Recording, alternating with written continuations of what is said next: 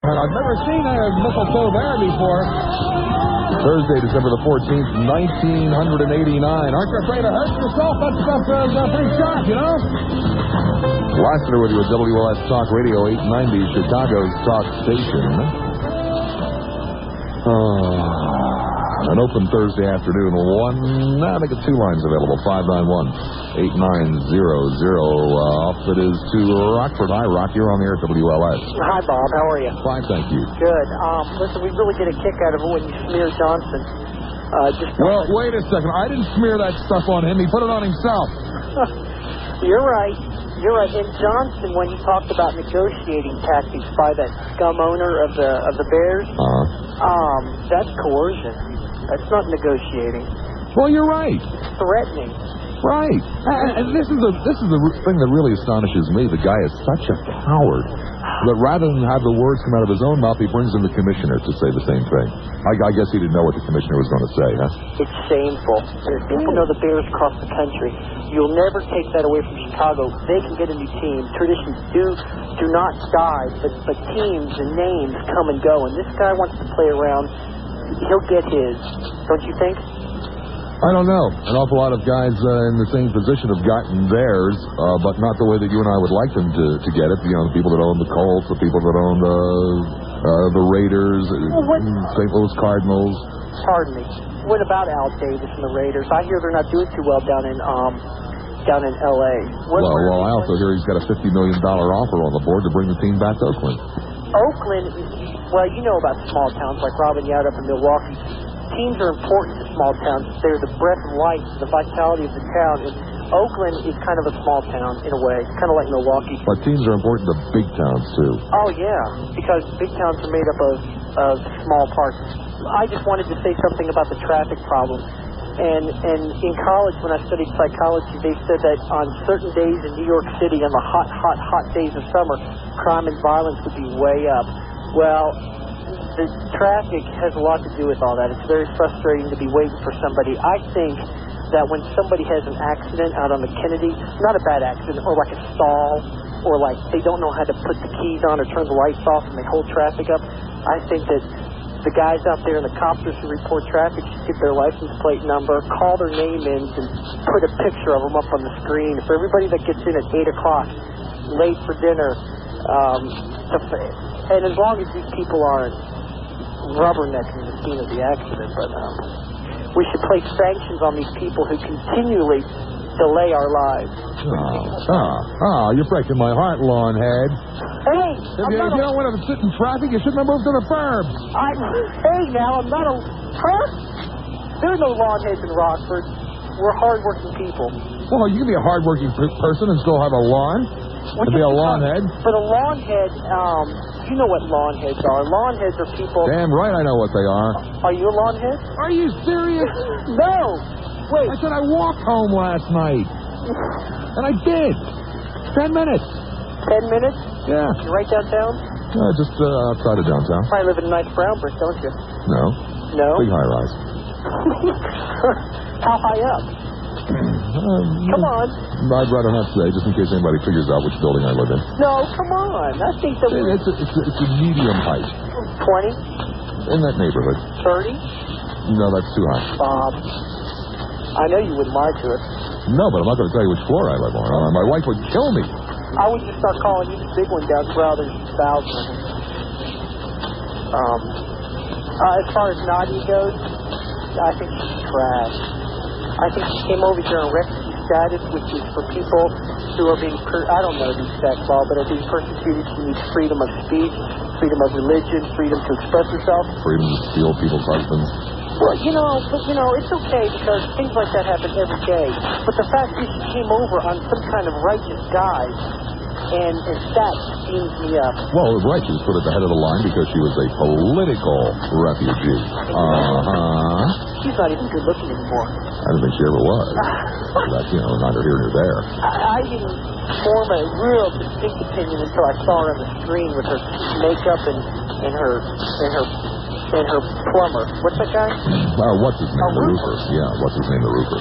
Well, why do people call him Roofer? Is he a roofer? Yeah. He's a roofing contractor in South Florida. Well, how did he get to the United States? And then how did he get back to Romania or wherever she's from? Geez, it must really be a vicious communist country over there that allows people to leave and come back anytime they want to and travel around freely. He doesn't even have good taste. He bought a convertible Camaro. Yeah, what do you want to do? I don't know, Bob. I'd deport her if it was up to me. I really would, and I'm serious. You would support what? No, deport. Oh, deport her. Yes, I would deport her. Well, there are a lot worse elements in society, but I don't think it's fair at all. It's screwing over everybody by coming over here. And you're right, he came over here for freedom of speech. He came over here for freedom to stretch your wallet. Right, because you thought we all wanted to read her story and go see her film. Well, I'm not interested. So that you could be rich forevermore. Hey, you're right. I know, I usually do. Yeah. Not always, but usually. And when I'm not, I usually tell you I'm not. I'm sorry, but I haven't heard one time that you didn't be wrong. Oh, no, I have several positions that are strictly emotional. That there's no foundation, logic, or reason for. And when I have such a position, I try to tell you. If I'm aware of it. I'll tell you that, it's just emotional. You know, you're talking about Catholicism. I never went to a private Catholic school, but I was part of a Catholic house, and I never had that evening version and field version. How old are you? 23. I'm 44. The church has no considerably along those lines, and of course, it also varies from part of the country to part of the country. A great deal of it has to do with how conservative or liberal the bishop was.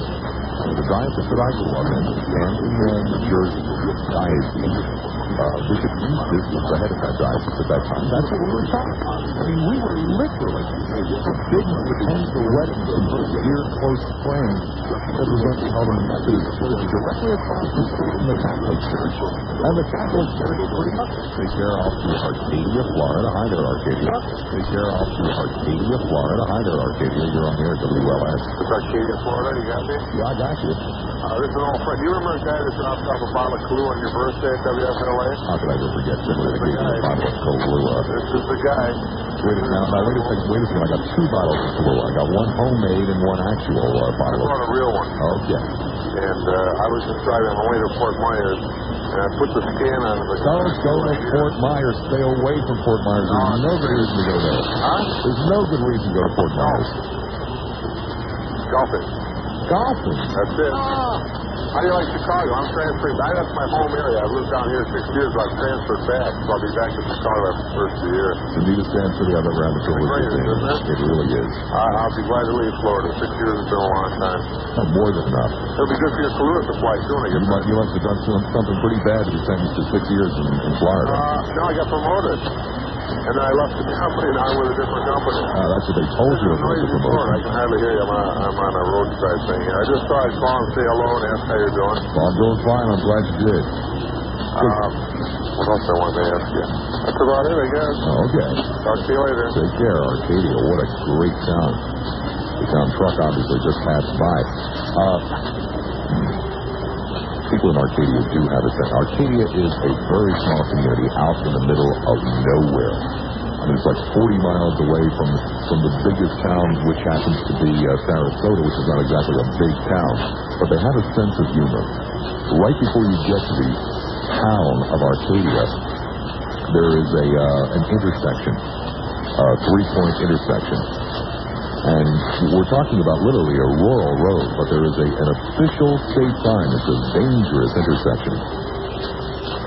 Have to have a sense of humor to live in Arcadia. Schuyler Park, or Schiller Park, as the case may be. Hi, you're on the air, WLS. Excuse me. Yes. Didn't mean to mispronounce your name there. How you doing? You're on the air. Yeah, Bob. Yeah.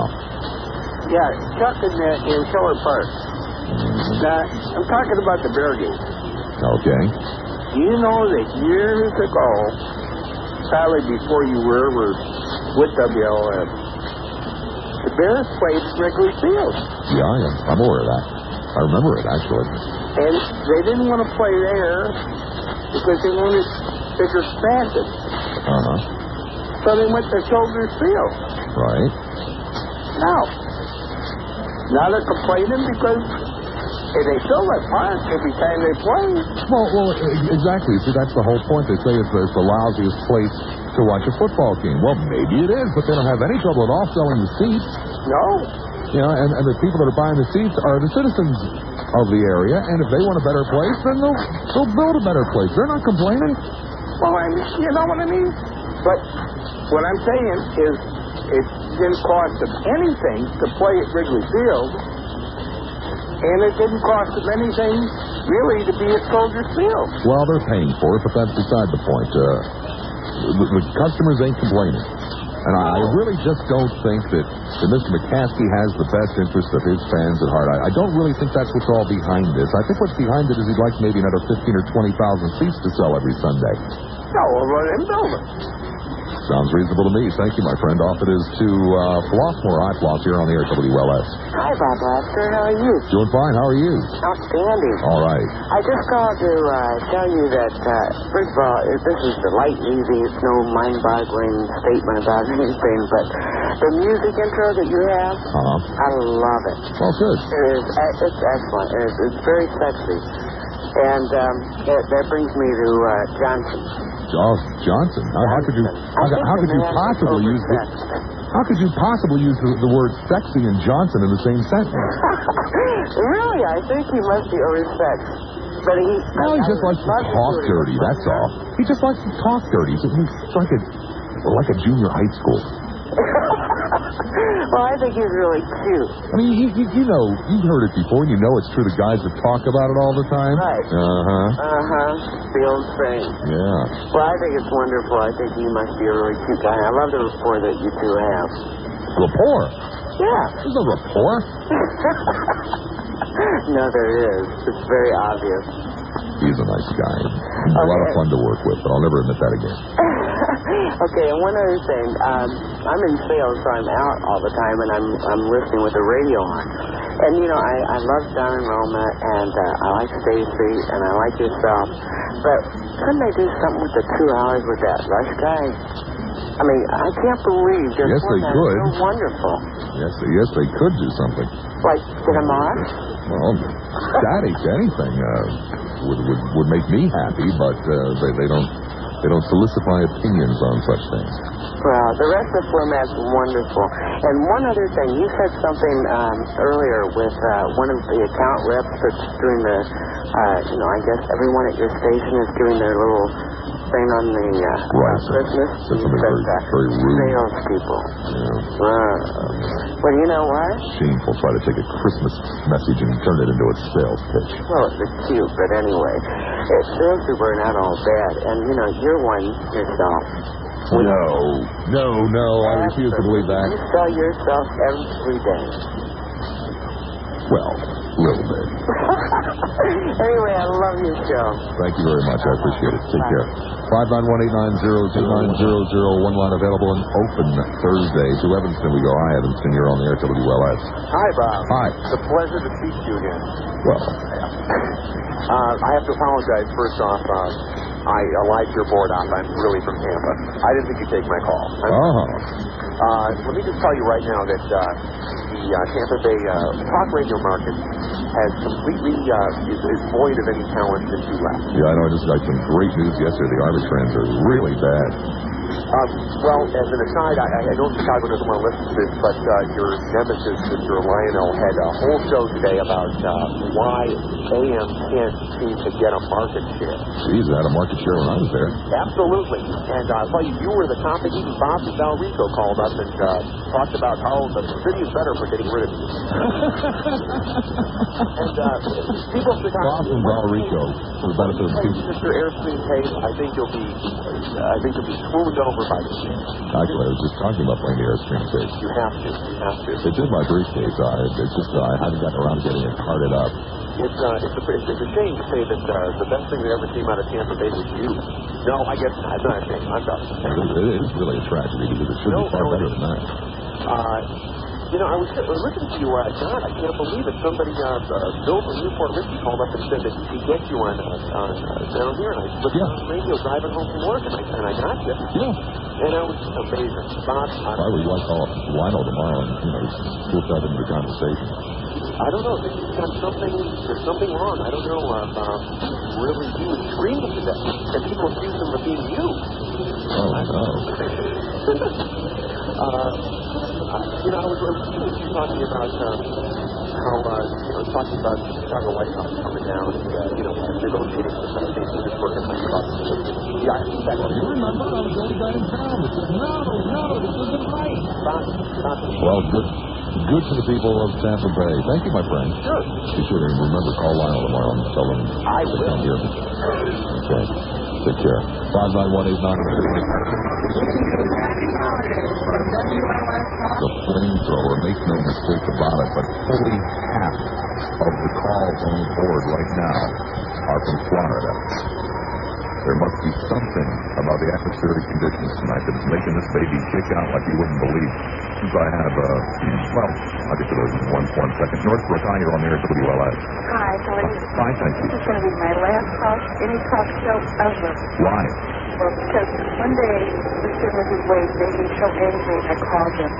And since then, it's been so easy to dial 8900, you know? But I just had to say this year. Too bad, Tampa. I lost. You're the best. We love you. I'm never going to call you again. I'm never going to call the Waves again. But I'm going to listen. It may make me mad, but I'll come down there and I'll just, fly my little banner instead. Okay. But you're great. Thank you very much. Be good. Bye. 5918900. Fort Myers, Florida. Tom and I recently besmirched. Hi there, Fort Myers. You're on the air at WLS. Sure, let her come down here. I'll go up there tomorrow. No, she didn't come down here to the station. Oh, I see. Yeah. First of all, there was a caller, like a couple callers ago, he was saying he insulted you by saying that you were probably the worst person who came out of Tampa. Yeah, well, I'd have to say that probably... Valrico Bob, a former caller in Tampa. I'd probably have to say that Mr. Shannon is probably one of the worst people out of Tampa. Mr. Shannon? Mr. Scott Shannon. He's been gone for years. I know, but still. I'd say he still holds the record for being the worst. I never heard his work. He was gone before I ever got there.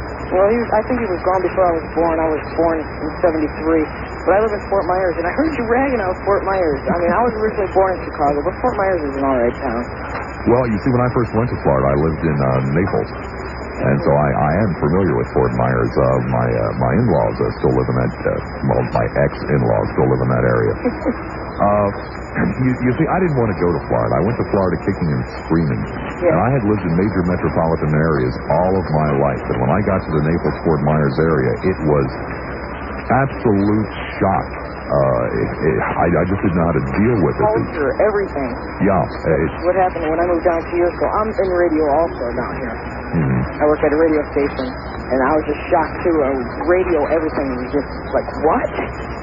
Exactly. The Fort Myers Press, those local TV stations, it was culture shock. Exactly. And I didn't like it, and I still don't like it. They're changing slowly. It's building like, you wouldn't believe. Yeah, I know. I was down there, about 7 or 8 months ago. Mm-hmm. I appreciate that. Well, I didn't mean to besmirch. Well, yes, I did mean to besmirch. It's all right. I guess I agree with you now. Is the signal really clean tonight? Extra clean or something? I don't know. Yeah, in fact, well, I've been picking up WLS for like the past week. It's been coming in at night, and during the day you fade in and out on even the clearer states, like, In the daytime you're getting it? Pardon me? In the daytime you're getting it? Comes in and out. Wow. But, I could pick up other stations from Chicago, but the Cuban stations come in over the top of them, but there's no Cuban station broadcasting on 890, so you guys come in crystal clear at night. Incredible. Thank you, my friend. So thank you. Happy Be good. holidays. Bye-bye. 5918900. What can I do? That's what the board's filled with. Key West, Florida. Hi there, Key. You're on the air at WLS. Yeah, hi, Bob. I am calling from Key West. I would have thought you'd been out on the pier celebrating the sundown. The sun, now, it's a little too cool out here. It's only about 65 degrees. Whoa, frigid for Key West. Yeah, but tomorrow's going to be 77 out here. Am I the caller who calling the longest distance from Chicago? Well, I would imagine so. I mean, you're so far away, you didn't even hear me when I was in Tampa. Chicago. It's a wild town, Key West.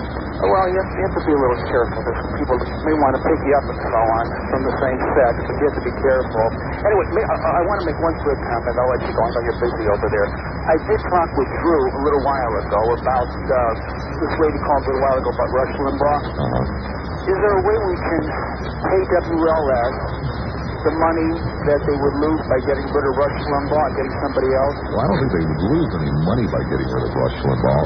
What it is the way that we have set ourselves up. A 2-hour air shift is not an economical air shift. There are minimums that have to be paid because of the AFTRA considerations. And it just is not feasible to go out and get somebody of, major market caliber to do a 2-hour air shift. And on top of that, people of major market caliber probably wouldn't want to do a 2-hour air shift. Well, I'm suggesting that. How about the best of Bob Lassiter, the best of Donna Roma, and so on and so forth? Well, I can see how it's easy to come up with the best of Bob Lassiter, but... Well, I wanted to be sort of... Yeah. Okay, it's the best of Bob Lassiter. And we'll even pay you for it. Well, I couldn't have Fair enough deal? Well, it's okay with me, but, that's... The problem is that Tradiff and Hayes are hopeless conservatives and actually enjoy Limbaugh. Well, I'm a conservative basically, too, but I detest that guy. I find him boring. Not because of his politics. His voice annoys me. And he's obnoxious with those routines of the Barney Frank update and Kitty Dukakis making fun of her. I detest that. That's what the whole damn show is. I mean, how can people enjoy that? I mean, Kitty is a sick person. I mean, you don't have to give her pity, but my God, you have to make a big deal out of it. So, okay, I'll let you go. All right. I'll see you in about a week. Okay, spread the word in Key West that they can hear us. You are coming in clear, crystal clear. Take care. You too, bye. Bye-bye. Off it is now to St. Petersburg, Florida. Hi there, St. Pete. You're on the air, WLS. Hi, Bob. How are you? Doing fine. How are you? Oh, good. We pick up your signal all the time here. Every night. Well, I know it's available. Obviously, most people don't. In this time of the year, I doubt very much you could get it in the summer until quite late, probably close to midnight. Oh, by the way, TJ says hello. Oh, okay. And, there's a talk radio void down here now. It's kind of funny you mentioned TJ. About 3 or 4 nights ago, I listened to the tape of my last show in Tampa for the first time. So I sat down and listened to it because TJ was one of the people that called in, and one of the people that I mentioned in that monologue that June afternoon. So that monologue was the whole show, just about, except for maybe the last hour. So things are going to pot, huh? Oh, pitiful down here. We have no talk radio down here. It would be interesting, though. I'd like to have been a fly on the wall inside of Shorty Obarski's office there the day he heard you were leaving. Well, actually, they wanted me to come on with Jay Marvin. Well, Jay Marvin tries to be like you. He really does. And he gets up and yells and screams a lot, and he tries to get about as far left as he can, but he just can't quite make it. But, I bet they were jumping up and down over there. They actually thought they had a chance to make it from number 10 to number 9, probably. Well, EMD and TKM both wanted me to come on and do shows before I left the market, and it wouldn't have been right. I turned both of them down. Well, see, most of us down here know that since you went to WLS, we can still hear you at night, so it really... We just more or less turn the dial there and just keep right on listening, so it's not really like we're missing anything here. Well, spread the word. Maybe I can pull an 8 there again. All right, Bob. Take care. Bye-bye. 591-8900. Now all the Florida calls are gone. Okay, back to Schaumburg. Hi, Schaum. You're on the air at WLS. Yo. Hey, best call I've ever had from that guy. To the north side we go. Hi, North. You're on the air at WLS. Hi. How you doing, Bob? Fine, thank you. I just wanted to talk a little bit about the Bears. I'm really disappointed in how they're handling all this with the stadium. Everybody's down on the White Sox for what they did, but when the White Sox... They was despicable. Well, when the White Sox were going for their stadium, they had people come in and survey the land or whatever, and do I don't know what you call it, the structural, test the structural on the stadium. And they had said that, even the city people said that it wasn't worth putting the money into it. They even agreed to build a stadium with the Bears to split, and McCaskey didn't want to do it. No, of course not. He wants his own specifications with your money. Right, he wanted it all by himself, so I have no pity for that man at all. The White Sox, but they did have a deal with the city for less money than they eventually got, but the city reneged on the deal for some reason. I can't remember why, and that's when the White Sox went down to St. Petersburg looking for someone else, because the city and the state were dragging their feet on it. So that they could have saved hundreds and hundreds of thousands of dollars by just going on the regular deal they had, but they... Well, I have no inside information, but I'll tell you, from everything that I could see, the White Sox were never serious about St. Petersburg. It is a market that is simply not big enough to support anything. Yeah, well, I just thought they, you know, I was at least, I wanted to let them know that McCaskey had a chance to be in that stadium right there. It might have been different sites, but they could have had a nice stadium. They didn't want to share it, so. Thank you, my friend. Be good. Hello, Bob. Hi, Bridgeport. How you doing, Bob? Fine, thank you. I'm not sure if it was you or somebody else, another speaker on your program, but the other day I happened to be driving down the street and you were talking about two girls being flashed. And I always listen to WGCI and WVON. It's the Black Talk radio stations. And they're always, well, they made a big thing about the boys that were jumped in Canaryville, which would be right, you know, because it was a bad thing, but I don't know if it was you or somebody else on this program. No, it was me. It was what the whole program was about. I was astonished and very disappointed in the black community for not coming out against it. Exactly. At least, well, you know, at least the media and the leaders. Obviously, there are many black people who are appalled. Yeah, but, you know, I was wondering, it's good to hear the other side of the fence, you know, because, I mean, they were talking about people being beat up and that Bridgeport even said, well, I work over at, I work in Southwest over here at U.S. Steel. And a couple of times I had to take the bus. I've been there about 12 years, you know. And a couple of times I did get jumped and I got robbed and I got beat up, you know, and... It happens. It happens, and it just doesn't make any sense to try to pretend that it doesn't happen. I know, but sometimes you listen to them radio stations, and I have to believe that sometimes they're biased, you know. But there's a problem on both sides of the fence, you know. And it's good to hear it. Because I'm a first-time caller, and I just started listening to WRLS, and you have some very interesting things that you talk about. And like I was driving on the street, I heard you asking what happened to these 500 black men and these other black groups. Where are they at now, you know? Valid question. Very valid question, and one that the black community ought to be asking itself. I'd like to know, did you get any response from them yet? From who? From them groups? The 500? No. Not yet. Of course not. I don't expect to. I never did. My friend, I'm glad that you're a listener. I'm glad you're a first-time caller. I hope there's a possibility of a second or third one. Okay, thank you. Take care. Brings us to the end of the afternoon. Today I talked with Shelley Berman. The day it took almost an hour to get people to talk about the bear splitting. Oh, well. Tomorrow's another day. You will behave yourself, won't you? Love you, Chicago. Odor problems and corrosion to say nothing of spontaneous combustion sometimes. So Are they making these things now? They had made them up until about 5-6 years ago, and they were in never heard of it. News. Never ever. Was it, this for use in the home or for camping or something? No, for use in homes.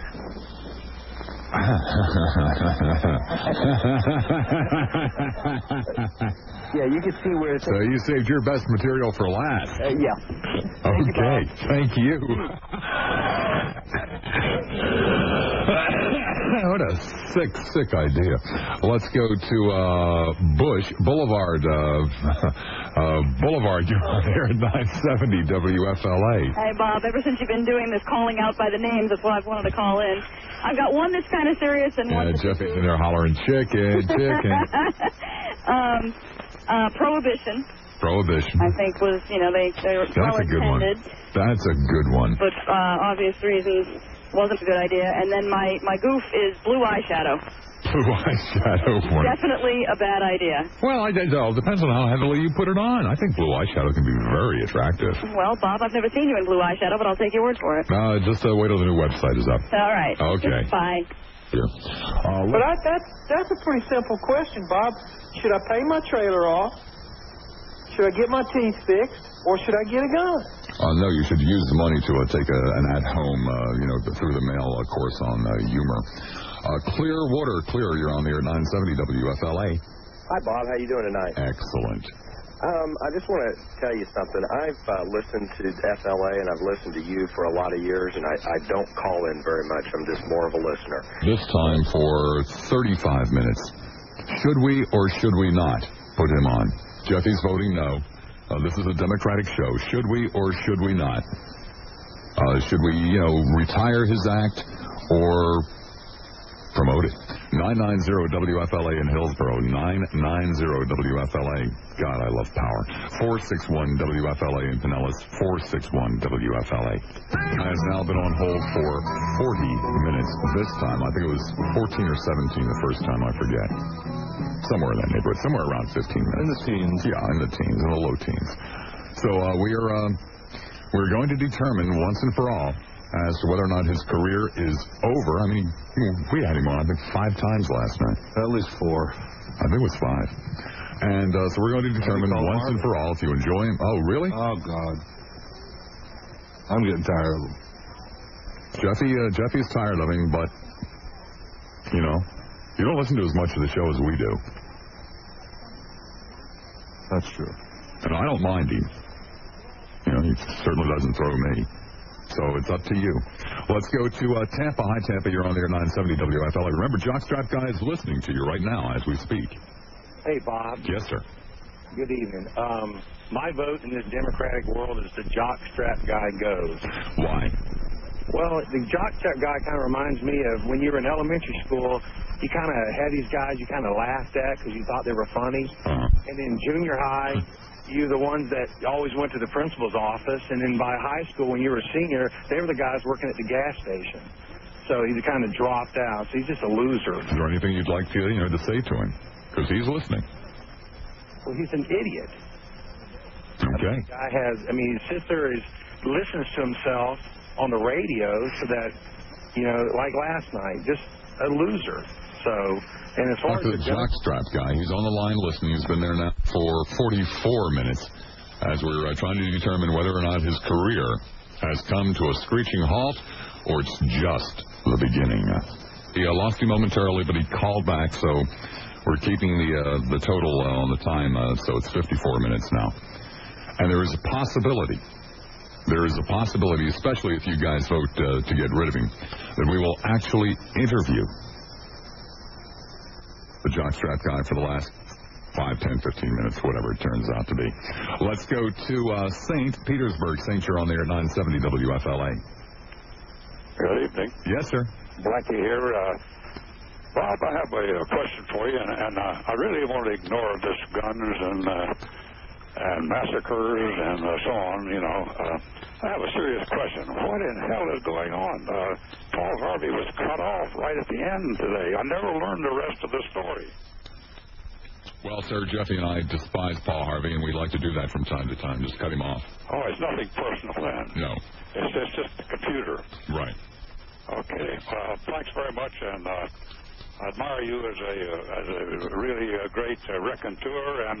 How could you help it? Let's go to Tampa. Well, he's better than you, that's for sure. But what is it in particular that you like about him? I believe he's got the pulse of the public in the year 2000. The pulse of the public in the year 2000. What does that mean? Whatever you want it to mean, Bobby. Hey, Bob. Yes, sir. Are you also known as the Bunny Bear? Sir, maybe that has significance to you, but it has none to me. The Bunny Bear, Oh, Bunny Bear. Bunny Bear. No, sir, I am not known as the Bunny Bear. Clarence is known as the Bunny Bear. Go back to Chicago. I can well see why you like the Jockstrap Guy. He doesn't make you feel inferior. Huh? He doesn't make you feel inferior, obviously. I imagine that virtually every other caller does. No, I'm stunned by them all. Yeah, I'll bet you are. 990-WFLA in Hillsborough, 461-WFLA in Pinellas. To Tampa. Hi, Tampa. You're on the air, 970 WFLA. Good evening, Mad Dog. Good evening. Lose him. Lose him? Lose him. Why? Well, look, I've got a favorite song, okay? Mm-hmm. And I don't want to play it every day. Mm-hmm. I get sick of it. The guy calls, it was cute the first 4,000 times, okay? Yeah. It's like, it's old. It's like, here's a news flash, the Beatles will be on Ed Sullivan next week. You're a little behind the time there, guy. I mean, not you, but... Is there anything in particular you'd like to say to him? No, I got nothing to say to an idiot like that. He has a right to call, but I think you have a right not to put him on the air, and I think you ought to exercise that right. It's just a personal thing. But see, I have I have sort of noticed that anytime he gets on the air, when I'm driving home, listening to the program, having a good time, that as soon as he starts, you don't say anything, and you let him talk up until a stop set. And I know there are commercials coming on. Right. And so I just... Oh, God, I never thought of that. That's right, exactly. That's broadcasting, so to speak. The fact that a stop set's coming up, and it might be one of the long ones. Exactly, and so I flip it to, something marginally less offensive.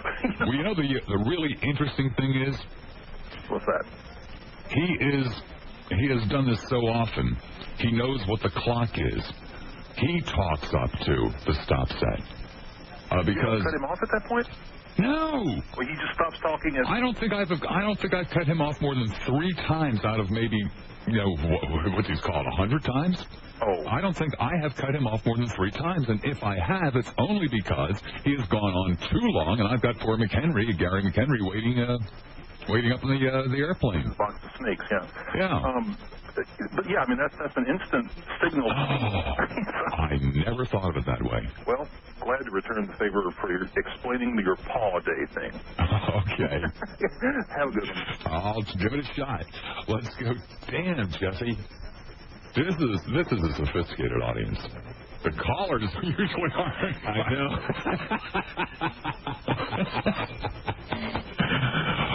Let's go to Tampa again. Hi, Tampa. You're on the air 970 WFLA. Yes, I'd like to talk to the jockstrap guy. Oh, you can go right ahead and dress him. He's still there. I'd like to tell him the reason why you're incapable of holding Mark Larson's jock is because he's too busy stucking on the genitals inside. Oh, okay. Yep. All right. Bye. Bye. I have a good memory. St. Petersburg. Saint, you're on the air 970 WFLA. Hello there, Bob. Hi, Saint. Hey, the only thing I'd rather have listen to the jockstrap guy is have a rusty wood screw driven into my eardrum. Oh, so you don't want to hear him anymore? No. Anything in particular you'd like to say to him? Go away. Just don't go away, man. Just go away. Please. We're tired of it. You're old. You're like Paul Harvey. 1 foot on a banana field, another one in the grave. That's about it. Okay. All right, take care. 990 WFLA in Hillsborough, 461 WFLA in Pinellas. To Anna Maria. Hi there, Anna. You're on the air 970 WFLA. Your evidence. How are you? Excellent, thank you. The jockstrap guy. Dump him. Get rid of him. Dump him, get rid of him. Yes, sir. Any particular reason? One in particular. There's only one more voice on the radio more annoying than him, and that is that scab company man talk show host during the days. Scab company man talk show host at FLA. Okay. Well, 990. You know what the numbers are. Let's go to Tampa. Hi, Tampa. You're on the air at 970 WFLA. Yeah, leave him on the air because he tells the truth. You can't hold his jockstrap. Or Jack Harris's, for that matter. Jerk. Let's go to St. Pete Beach. Hi there, St. You're on the air at 970 WFLA. I'm truly taken aback by the derision that you're met with, Bob. It is astonishing, isn't it? I say, frankly, the fellow is no different than this fellow Mojo. And you just wait to the end of the show, like that fellow in the morning does, and allow him to say his piece. And if the fellow has nothing else, personally, I don't believe you still have him on hold, Bob. I believe what you said, that he probably hang the phone up after you began to. No, he's been there for 63 minutes. Pot him up for a second, Bob. Well, it's not a matter of potting him up. I would have to put you on hold. Okay, so I'll put you on hold. I just want to prove it to you here, because I don't know how to conference calls, and at this stage of my career, it's not worth learning. Okay, so let's see, your line 7. Just very briefly say hello. Hey, Bob. Okay. See, I wasn't lying. Bob, I do stand corrected, and I apologize for that. I say... Is there anything you'd like to say to him? Because you know for a fact he's there. There's nothing I need to say to Bob. What I have called to say is I've never known you, Bob, not to take all... Well, I was going to say all comers, all callers, Bob. I've never known you. Oh, sure. I've banned a lot of people. Well, Bob, somehow I think you're masking the fact that this fellow has somehow gotten under your skin and is... I somehow feel, Bob, that you feel he's taken away a piece of your show. You do? And showing that. And I don't think you should allow that to happen. Go ahead, you leave him on hold. When that proper time, the opportunity comes, say, let's go to the jockstrap guy, and let this poor fellow say his stupid, inane comments yet again. And I'm sure he's rolling tape. Bob, I guarantee you that he not only rolled tape on his previous calls. I only know of a couple of callers that rolled tape. On your diatribe. Think so? I don't think so, Bob. He doesn't sound to me like he's that much into the 20th century yet to have the taping capability. His mentality and his breeding probably has not gained the 20th century yet, Bob. No. However, by virtue of the fact that he or somebody near him can dial the phone and place it in his hand, he knows that he can voice his opinion on your ability to handle someone else's jockstrap, Bob. I want you to know also, Bob, that I disagree vehemently with his sentiments. I feel if anybody can hold anyone's talk radio jockstrap, Bob, it would be me. It would be you. Thank you. This is cool enough. Let us go to Tampa. Hi, Tampa. You're on the air 970 WFLA. Hi, Bob. Hi. Keep him. Keep him. How come? I think he epitomizes the FLA daytime listening audience, and he's the perfect example of their target audience. I mean, with that hick accent and his narrow-minded agenda, one track. He's just a, I think he epitomizes the P1s. Exactly. Primary listeners. And I know you like constantly pointing that out, and as much as I enjoy hearing you do that, Frog. 990 WFLA in Hillsboro. Let's go to Seminole. Hi, Seminole. You're on the air 970 WFLA. Hi, Bob. Hi. Hi, this is Laura. I agree, honey. I don't want to hear any more about the jockstrap. No more jockstrap guy. No more. No, because I listen to Bob. I mean, the other guy in the morning. I'm sick of listening to Hump Day on Wednesday, the other days, the wallpaper coming down off the walls, all that stuff. We love to listen to you in the evening. 5 o'clock, I turn on my radio. I'm listening to you. I get good stuff. Well, it sounds like I want that guy to get off the air, please. No more.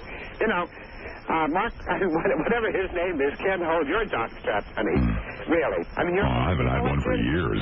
No, I don't have any. You're more intelligent. No, I'm a lady. We have more intelligent. I had one in high school because I thought I should. Pardon me? Never really knew why I did, but... Did what? I had a jockstrap when I was in high school. I haven't had one since. That was so many years ago, but when I listened to... It's only because all the other guys had them. Of course they did, but now that is so stupid. I mean... I remember going to Al's Army and Navy to buy it. I know. There aren't very many women who call anymore. It's usually the men, and in the morning it's the stupid things about the dogs, it's about this stuff. Get him the hell off the air. I don't want to hear about Villa Galacci. I don't want to hear about Pompeii. I don't want to hear any of that stuff. Sounds like you've been hearing it, though. Every morning. Well, I turn on... But you said you don't listen. Well, no, but at WFLA, what else do I turn on in the morning? And at 5 o'clock at night until you get off the air, then I listen to you. I mean, it's pleasant. I love your singing. I love your humming. I love your da-da-da-da and the days that we did. That is the fun stuff. We don't have to listen to that crap all day in the morning. We love you. Okay. Get rid of that stupid thing. Get rid of that jockstrap. Get rid of the jockstrap. Let's go to Clearwater. Clear, you're on the air 970 WFLA. Hey, how you doing? Excellent. Got a little bit different take on a jockstrap guy. I don't want to hear him every day, but what about Friday, Open Line Friday, at the very end of the show, when you're playing the Blues Brothers, give him 15, 20 seconds, then hang up on him. We'll listen to the rest of the song. Oh. That's about all I could stand of him for the week. Once in a while, he's all right, but for the most part, he's just an idiot. He's strictly entertainment. Okay. I don't need to hear him every day. Oh, all right. All right. Okay, well, we'll take that into consideration. He's not doing too well, Jeffy. You know, a couple of supporters, but, well, so to speak, supporters. Yeah. 990. Yeah, I got it. I did just slipped out. I wasn't trying to be cute and clever. I forgot they used to be called athletic supporters. Yeah. It's been a long time. Yeah, I bet. Clear, you're on the air 970 WFLA. Hi, Bob. Hi. Thanks for letting us give our opinion on this. Oh, that's what it's all about. I think you should not let him continue to be on the air, because by doing so, you're enabling him to maintain a psychologically dysfunctional behavior. And if I had anything to say to him, I would strongly advise him to get into some counseling, to have someone help him develop some self-esteem and learn to deal with his insecurities. Well, maybe it isn't a self-esteem thing. Maybe he just thinks he's funny. Oh. I mean, do you really think it's he's mentally unbalanced? I think he needs to get a life. Anybody who dedicates so much of his life to one thing is dysfunctional. He needs some balance in his life. And we both know that people who have some self-esteem and are secure in their intellectual abilities and their educational skills don't have to go around telling everybody how intelligent they are, and they don't have to tell other people how unintelligent they are. Their behavior alone will demonstrate that. Okay. Well, thank you. Thank you. All right. Okay. Let's go to a cell phone. Hi, Sal. You're on the air 970 WFLA. Bob. Yes, sir. It's a pleasure to talk to you this evening. How you doing? Excellent. Two things. Actually, three things. One, I think that you're a very intelligent person, and I don't always agree with you, which I don't know what that says about me, but I guess the thing that I heard in his voice last night, one of the times he was calling, is the guy has got to be drunk. I mean, I don't agree. The way he was slurring his words and everything yesterday, I think that guy was definitely alcohol-induced. Well, if so, then he sounded exactly the same to me last night as he always does. So if so, he drinks to a certain point very, very consistently.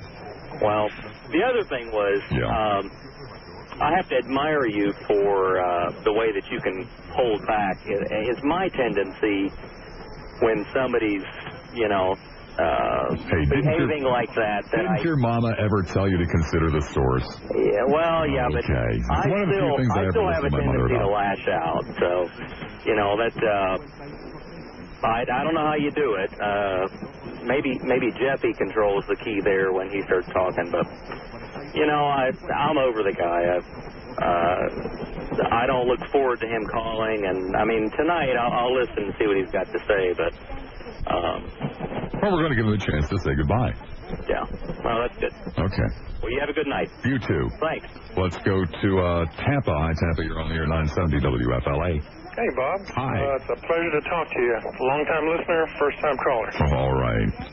Listen, I want to thank you for letting us listen to and think about the gun issue. I think your... The jockstrap guy, how are you doing tonight? Oh, I'm doing fine, Bob. You do know it's your last time, don't you? Oh, I know that. Okay. Listen, I've been portrayed as a moron. Well, let me tell you something. Hell, I've been married for 21 years. I'm a good guy. College graduated from Ohio State University in '67 in marketing. And, how do you feel about what the people had to say about you tonight? You only had a couple of supporters. I know. I heard some of them. But, Jesus Christ, what is wrong with people? Just because I have a little disagreement with you, so what? Jesus Christ. Well, I think it's the repetitiveness, like 5 times last night. There have been lots of 3 and 4 and 5. It wasn't 5 times last night. It was 4 times, Bob. I counted 5. No, you didn't. You counted wrong. It was 4 times. Well, maybe it just seemed like 5. I know. It seems like 8. But, I don't have any bills. I've got 3 cars paid for. I got money in the bank. And where am I a moron? The cars are paid for. Cars are paid for, yeah. Yeah. And my condo's paid for. It's not at top of the world. Where am I a moron? Do you live at top of the world? We don't have any. No, I'm not. No, I didn't say it on top of the world. I know you didn't. I was asking. No, I'm not at top of the world. I just don't have any bills. I've been married faithfully for 21 years. Well, that's good. Yeah, that's right. Really am. And I live in northern Pinellas County, which is Tarpon Springs. Tarpon Springs, okay. Okay. Jesus. And are you a sponge diver? No, I'm not a sponge diver. Why would you ask that for? Well, there's a sponge industry up there. Well, so what? Well, I'm just curious. No, I'm not a sponge diver. I'm 52 years old, almost your age. And no, I don't have anything personal against you. And I've never said anything personal about you. I've never cussed you out or anything. I've never said anything personal about you at all. I've had to dump you many times.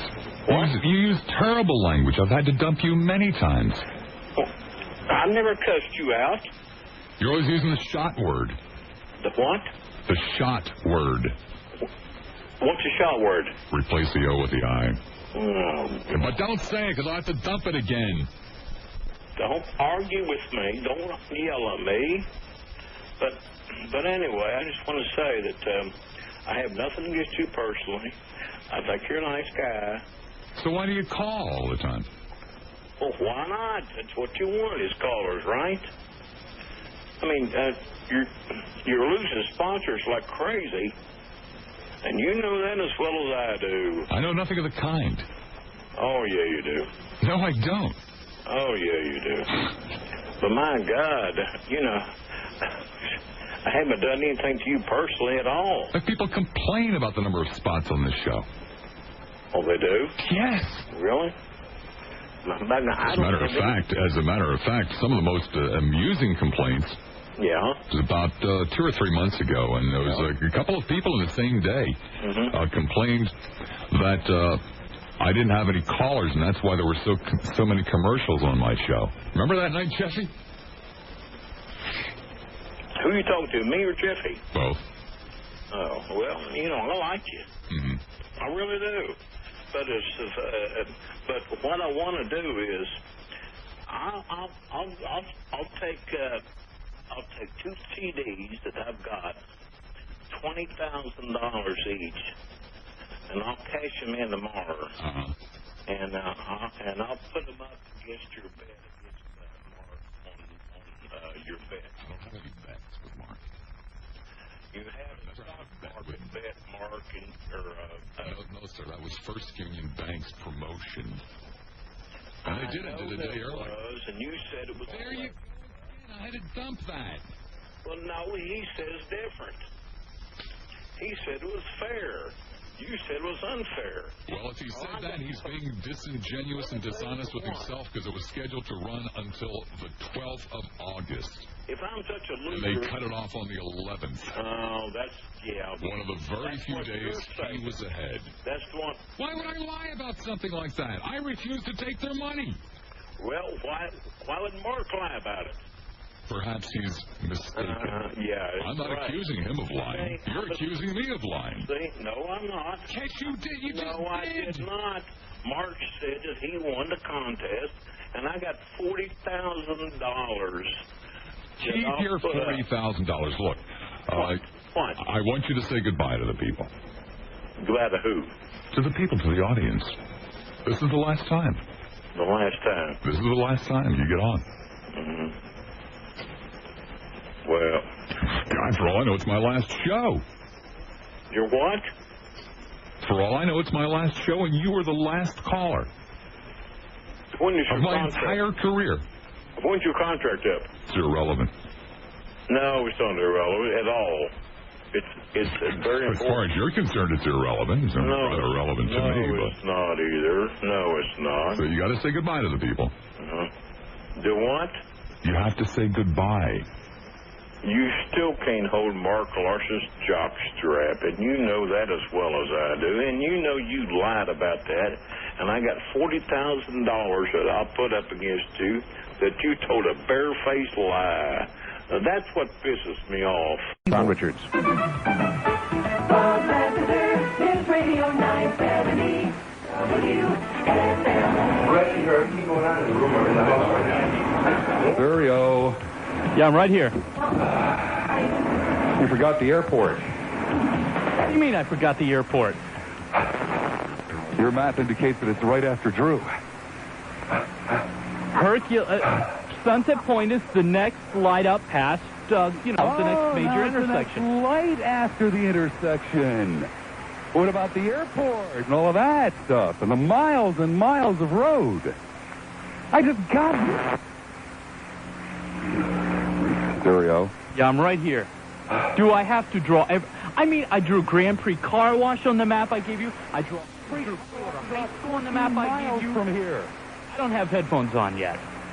Oh, you don't have headphones. I drew everything on that map. I did everything I could for you except drive you there. The airport and the 12 miles of dirt road after Hercules. Quit whining and start your show. I just literally walked through the door. I know you did. We were in a panic here. I almost put Michael Jackson on the air. What, don't we have any prints? Got you. You got me. Oh, here we are in Frank's living room. You'll love that. Frank either has friends or... Oh, that's right, there are a couple of reporters there. I forgot all about that. Hi there, reporters. I'm not up for this, man. I'm just not in the condition for this kind of stuff. No, thanks, Frank. I got to figure out what the hell I'm going to do today. Mercy, let me look at my log here. In any event, this is Frank's big day. I'm really excited about this, huh, Frank? Well, I've been preparing for this for a month. Preparing for this for a month. Frank must lead an incredibly sheltered life if this is the biggest event in his life. It's nothing in mind, Frank. You do understand that, of course, don't you? I haven't left the apartment.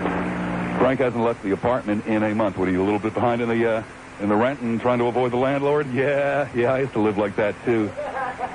Understand where you're coming from, Frank. Well, the rest of you guys just kind of talk amongst yourselves there while I open up my briefcase and catch my breath and things of that nature. Of course, I left all of my notes for the show out in the car. Can you take a picture of me? Come on. Frank, I hardly sat down. Frank wants to take pictures already. Oh, you want to sit next to me, too? Whoa! All right, smile, Bob. Whoa! Doesn't even have shoes on. This is disgusting. Look at my toe. Whoa! Oh, now I got to look at the boo-boo in his toe. Unbelievable. Just unbelievable. Is this great? All right. Oh, unreal. He actually sat next to me. Gee, willikers. In any event, let's see here. The Oldsmar shopping guide. Okay. You're from the Oldsmar shopping guide? Tarpon Springs, Oldsmar. All the biggies. Tarpon Springs, Palm Harbor, and Oldsmar. You guys are actually going... What kind of an article are you doing on it? I did one on Jack Harris, and I did one on Lionel. Jack, Harris, and Lionel. And I'm third in line behind Harris and Lionel. Pyramid goes only to the top. Have you ever heard of the Fez? The Fez? Yeah, well, actually, there was a Fez impersonator. I was wondering, after you did me, we were going to do the Fez. Well, can you introduce me to the Fez?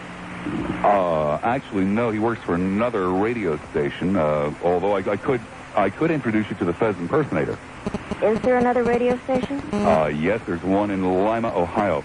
The Fez impersonator is almost as good as the real Fez, and in many cases, he's better. I wouldn't know about impersonators. Right. Frank would probably know a great deal about impersonators. Frank looks to me like, well, that's neither here nor there. Let me give out the telephone numbers. I'm still trying to catch my breath. 990-9352 in Hillsborough, 461-9352 in Pinellas. And as a matter of fact, there really is something I didn't. Frank, would you prefer a serious or a lighthearted show? Yeah. Yeah, Frank says. That'd be great. Frank says, yeah, a lot. Probably a lot of people wish Frank was a woman. 990-9352 in Hillsborough, 461-9352 in Pinellas. Out in the car, we have Mr. Bullhorn, which, of course, I also forgot to bring in. and a lot of other things. And at this point, I will throw myself on the mercy of the people in this room. The Oldsmar shopper, is it? Shopping guide. Shopping guide. What kind of things would we find in there, for example, today? Today you would find an article on Jack Harrison Lionel. Again, Jack Harrison Lionel, 2 articles they got now. Pictures of President Bush. A picture of President Bush. Whoa. Florence McCleary, who has celebrated 76 Mother's Days in her life, 100 years old. Why did she... Oh, I just thought she was 24 before. Okay.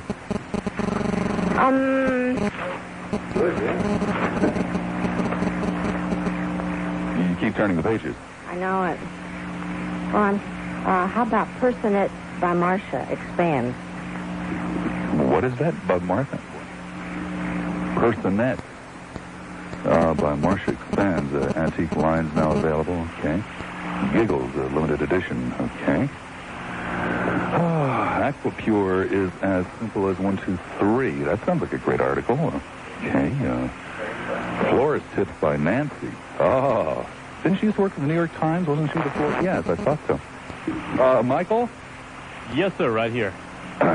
Is by any strange set of circumstances, are there any phone calls? There is one. One? Yeah, you mentioned his name, and, there he was. I mentioned his name, and there he was. Fez. Oh. I heard a groan coming from the background from the I audience. thought it maybe was Jack Harris. I mean, we mentioned his name, too. Or the other one, the caller. Oh, the caller, yeah. Well, no. I would expect him to be there. Well, sure, what the hell? We'll talk to the Fez. Sure, why not? Hello, Doc. How are you? Fezzy, baby, how you doing? Long time no talk. Well, Doc, I was going to come down last Friday, but evidently you were lollygagging around somewhere else, Doc. Wait a second. Frank, you have a problem with the Fez? Oh, no, in order to out of respect for the man. Is he a man? Why are you making faces, then? Is the Fez a man or a woman? Well, come over here, Frank. Not too close, but just a little bit. I'm a little bit closer there, Frank. Fez, say hello to Frank. Hi, Fez. Hello, Buckaroo. Excuse me. Fez, I got a question. Are you a man or a woman? Fire away with that question. Great. How about one more question? Sure. Are you a man or a woman? I'd like to ask you a question, if I may, Frank. Certainly. Are you a politician? Are you interested in fusion? Excuse me? Are you interested in fusion? No. The subject of fusion? Not at all. I find it a very interesting topic myself. You see, the coming together of two elements that aren't supposed to be together. I'm not interested in it, really. Are you a man or a woman? The coming together of two elements that aren't supposed to be together. I'm not interested, Fez. Are you a man or a woman? And the release of energy. Did I ever tell you that I have an inordinate amount of respect for you? Is Bob there? Yes, Fez, I'm here. Fez, I thought you would like to know as well as the rest of it. Don't go too far, Frank.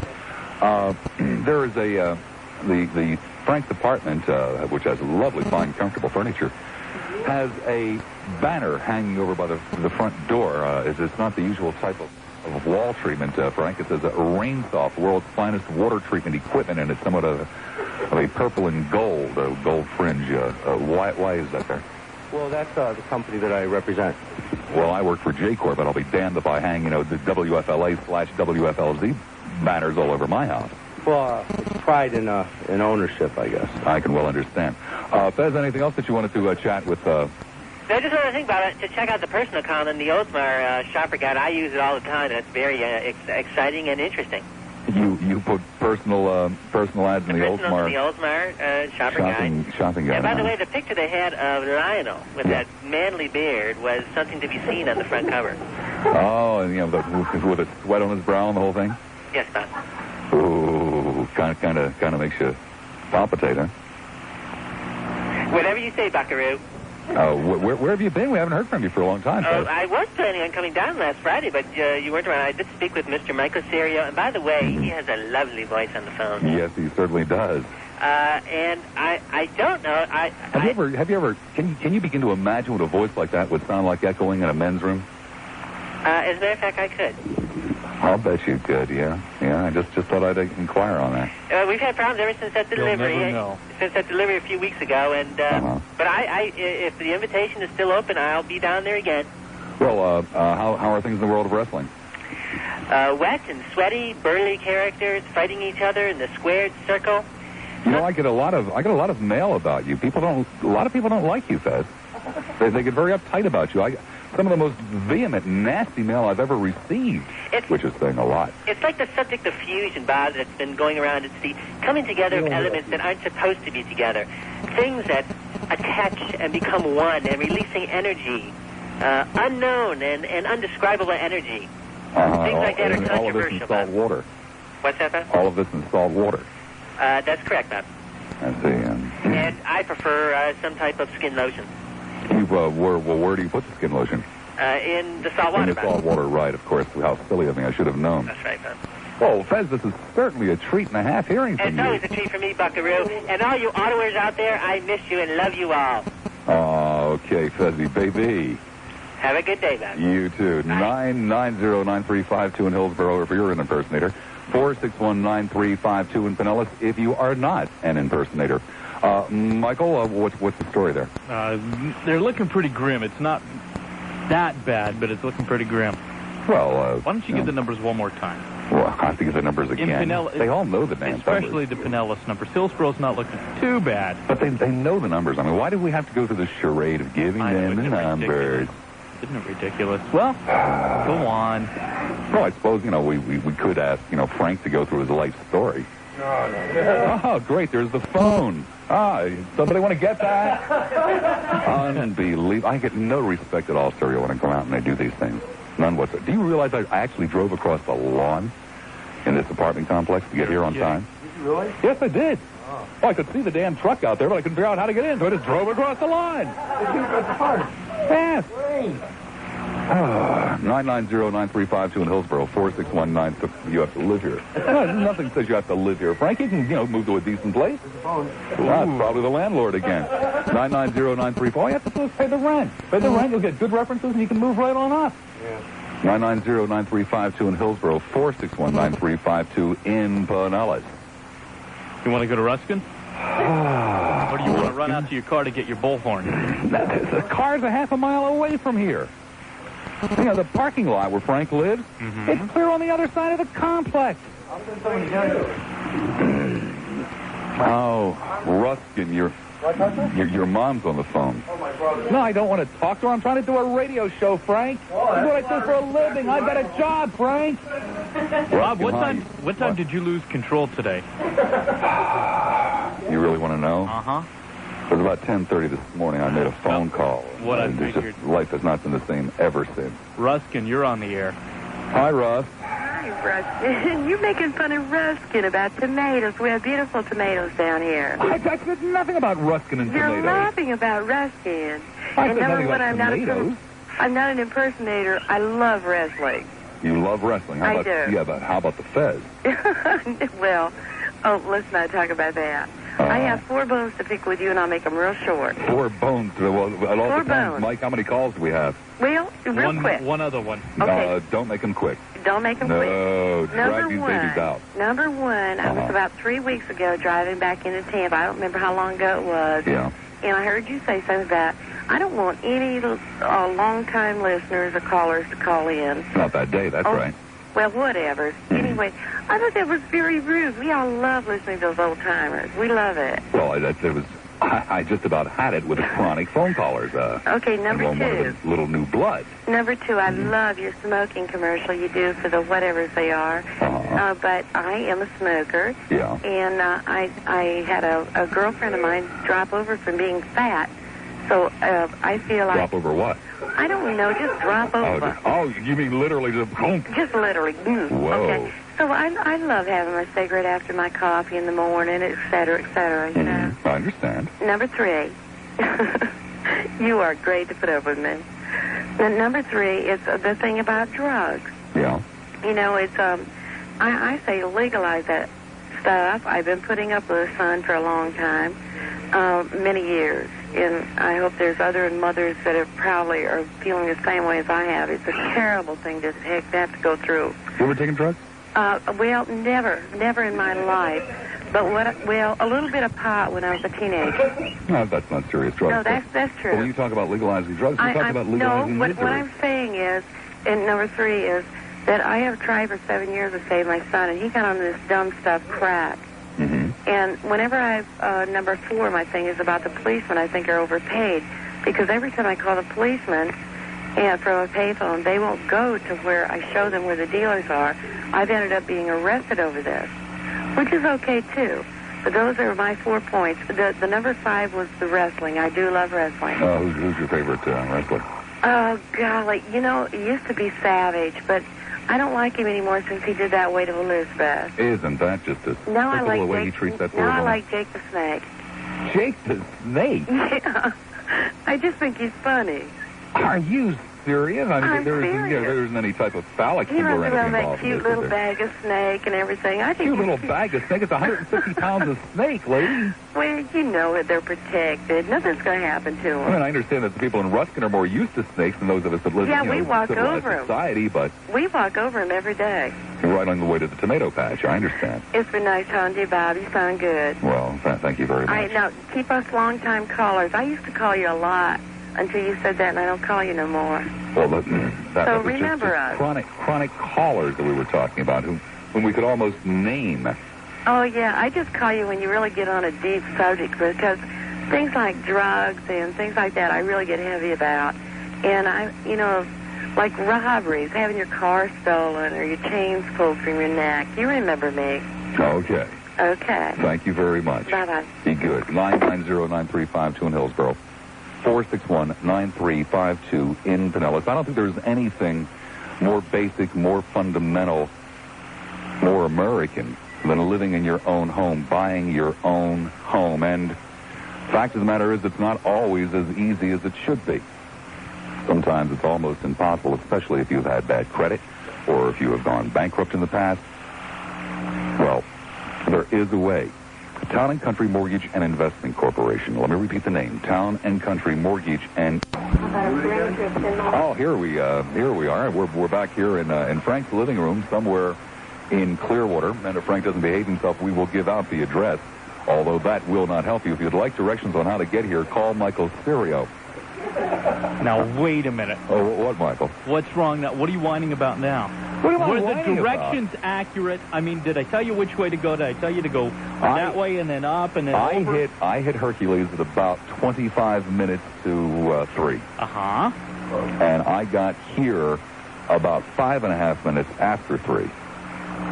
I drove up and down, back and forth, up and down. Finally, I stopped and at about 2 minutes to 3 and asked directions from a couple Did I tell you that, it goes all the way up and then, there's the road? Did I tell you? Well, I say... I mean, do I have to put blades of grass? Do I have to put, gas stations? Since you had basically put blades of grass, I would have thought that you would have put an airport. An airport's not an insignificant little thing. That airport is. I mean, you put things on that map that were past the car wash. Well, actually, the car wash is past Hercules. Yeah, you don't have to... You put things that were past where I was supposed to turn off, but you didn't put things on the map that were before where I was supposed to go. I mean, McHenry could have done a better job of giving me directions. Well, then you should ask McHenry. Well, maybe in the future I will. Yeah, maybe you should. Excuse me, this was brought to me by one of the brothers in the church. And you're sure it'll work? I'm going to try it. Well, how soon are you going to try it? Perhaps tomorrow. Perhaps tomorrow? Yes.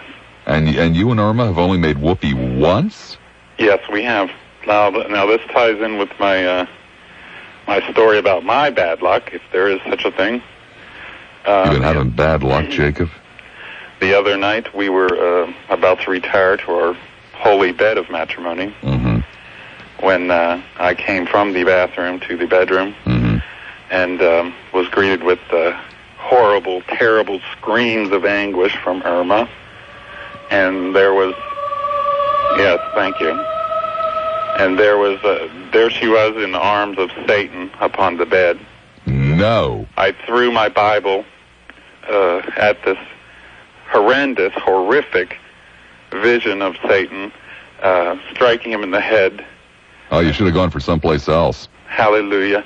Praising Jesus, and struck him in the head. His head came open, and the screams of thousands of millions of people tormented souls languishing in hell cried out, and the demon was gone. Oh, my God, that's quite a story, Jacob. And then you and Irma got it on, right? Right after Hallelujah, praise Jesus. that. And then you and Irma got it on.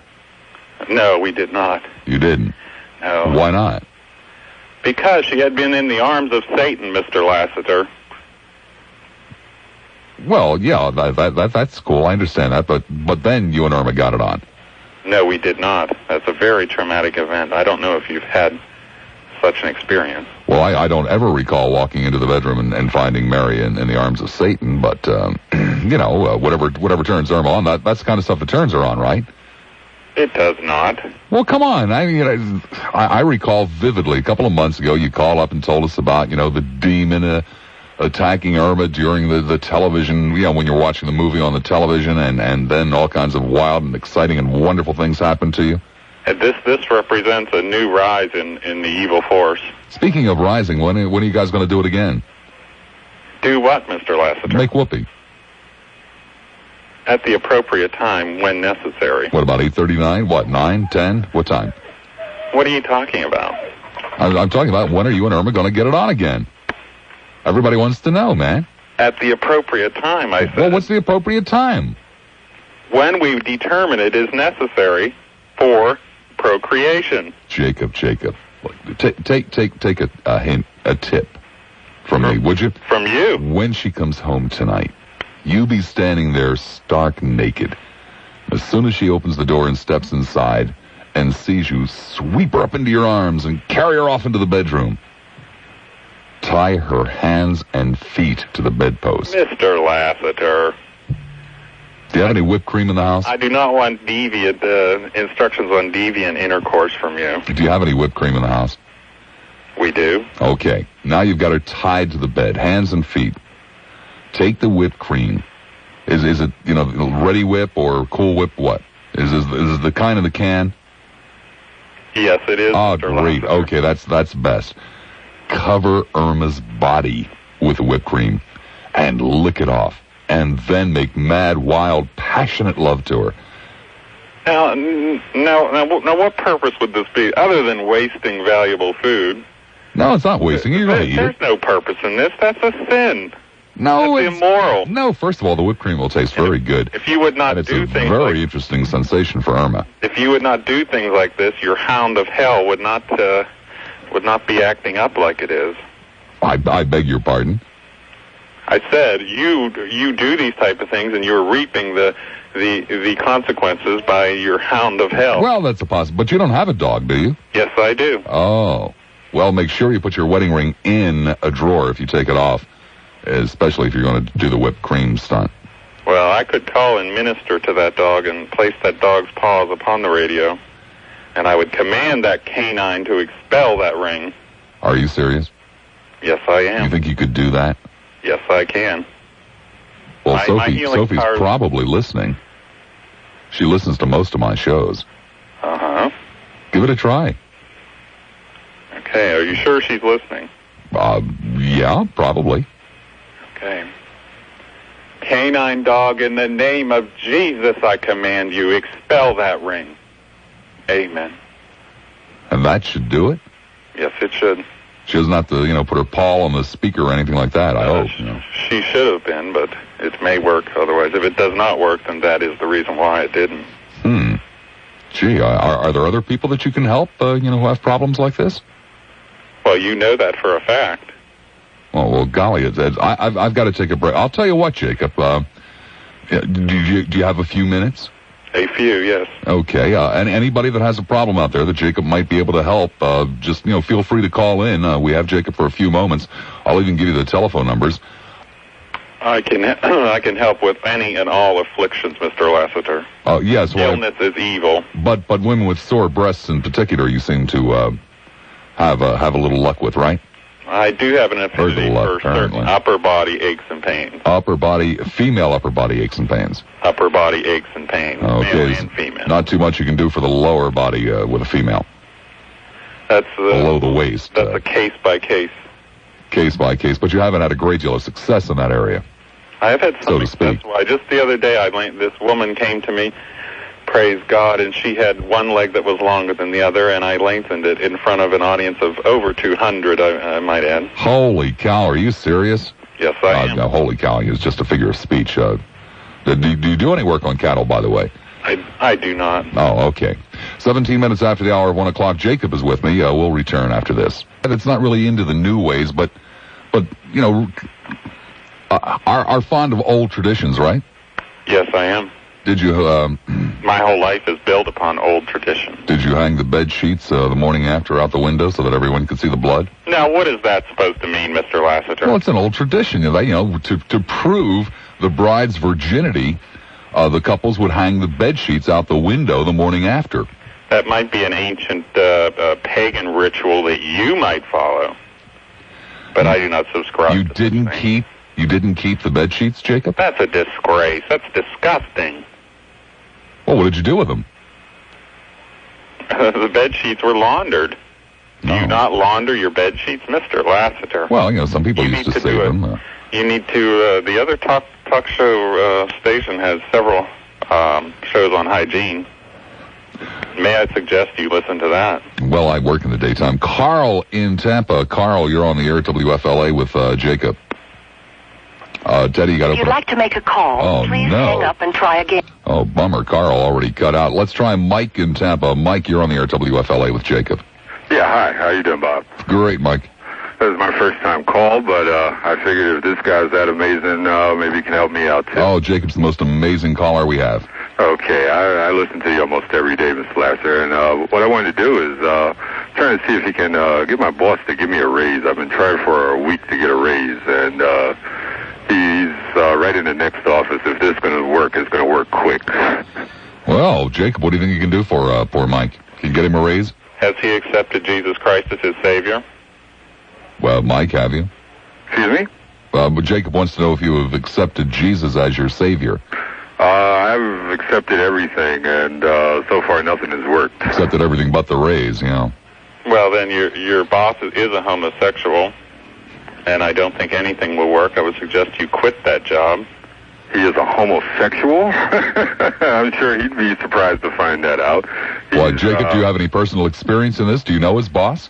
I just get certain feelings, Mr. Certain feelings. Irma gets certain feelings, too. I hope everyone living and breathing does have certain feelings, yes. Uh-huh. But you don't think there's much you can do for Mike? No, I told him he should quit that job. Quit the job? Quit the job. Okay, I'm sure my wife and kids will be real interested in that, too. But isn't there any kind of invocation, anything that you could do possibly to help Jacob? To help this man, I did. I am trying to help him quit that job immediately. Okay. Your boss is a closeted homosexual. Oh, okay. I think I'd better find a new religion too. Okay, thanks, Mike. I wish we could help more. 2 lines available. They're both in Hillsborough at 990-9352, 990 WFLA. Jay in Tampa. Jay, you're on the air at WFLA. Hello, Jay. Hello. Ah, there you are. Go ahead, Jay. You're on the air with Jacob. Hello, Jacob. Yes. Yes, I've been listening to the program, and I have this problem. Kind of embarrassing. I was wondering what is it? I've got this problem of impotency. Oh, my God. If there's something you can do. Can you lay your hands on him, Jacob, and possibly help him? Well, or maybe Irma could. Since we are over the phone, I doubt seriously that I can lay my hands on the gentleman. Jay, could you take the receiver and, maybe kind of put it in between your legs? Okay, Jay has done that. Go ahead, Jacob. See what you can do. Okay. In the name of Jesus. Oh, Jesus. Oh, God. Oh, oh, amen. Did that help, Jay? It feels good. It feels good. All the vibrations just coming out of the receiver. Is it working? Jay? I guess it did so. You're starting to see results? I think so. All right. Well, okay, Jay. Glad we could help you. No problem, man. Glad we could help you out. All right. Jay's got to go take care of business there. Off we go to you and a car phone. Hi, you. You're on the air at WFLA. Hi. Hi. How you doing? Great. I have a question for Jay. Yeah, go ahead. Sure, I was wondering what he thinks of premarital sex. Jacob, what do you think of premarital sex? Premarital sex is a sin, and I might say the caller sounds like he may be quite young, and I would heavily caution against it, for the Lord works mysterious ways, and he may end up losing his sex organs. What? Losing his sex organs? You mean they might fall off? That is correct. Well, would you recommend, because the caller does sound young to me, too, would you recommend that he do what you used to do when you were younger and go out and get some dirty books? That was before I turned my life over to Jesus Christ, Mr. Lassiter. We have a problem. No, I do not suggest that. Christian. Well, he says he's not a Christian, so therefore would it be okay for him to get dirty books like you used to? No, it would not. They, too, are obscene. You still have yours, right? Under the I do not. Keep them under the bed or something, right? I do not. I sent them to you, Mr. Lassiter. No, I didn't get any dirty books from you, Jacob. I haven't received any dirty books from anybody. Wish people would send me dirty books. I'm surprised. Well, you? Yes. Are you engaging in premarital sex now? Oh, yeah, of course. But you want Jacob's blessing, so to speak. Oh, yeah. He seems like an intelligent man. I thought, his blessing would just help me out in the future. Jacob, what could you possibly do to talk you out of his sinful ways? I told him the consequences. If he wishes to continue, then fine. He will be sorry. Jacob says your, yinging is going to fall off. Well, I sure hope it doesn't. My girlfriends would be pretty upset, wouldn't they? Jacob? I don't think so. She, too, will have problems with her sex organs atrophying. Atrophying? In the female, yes. It is kind of impossible for a female sex organ to fall off, Mr. Lassiter. It is?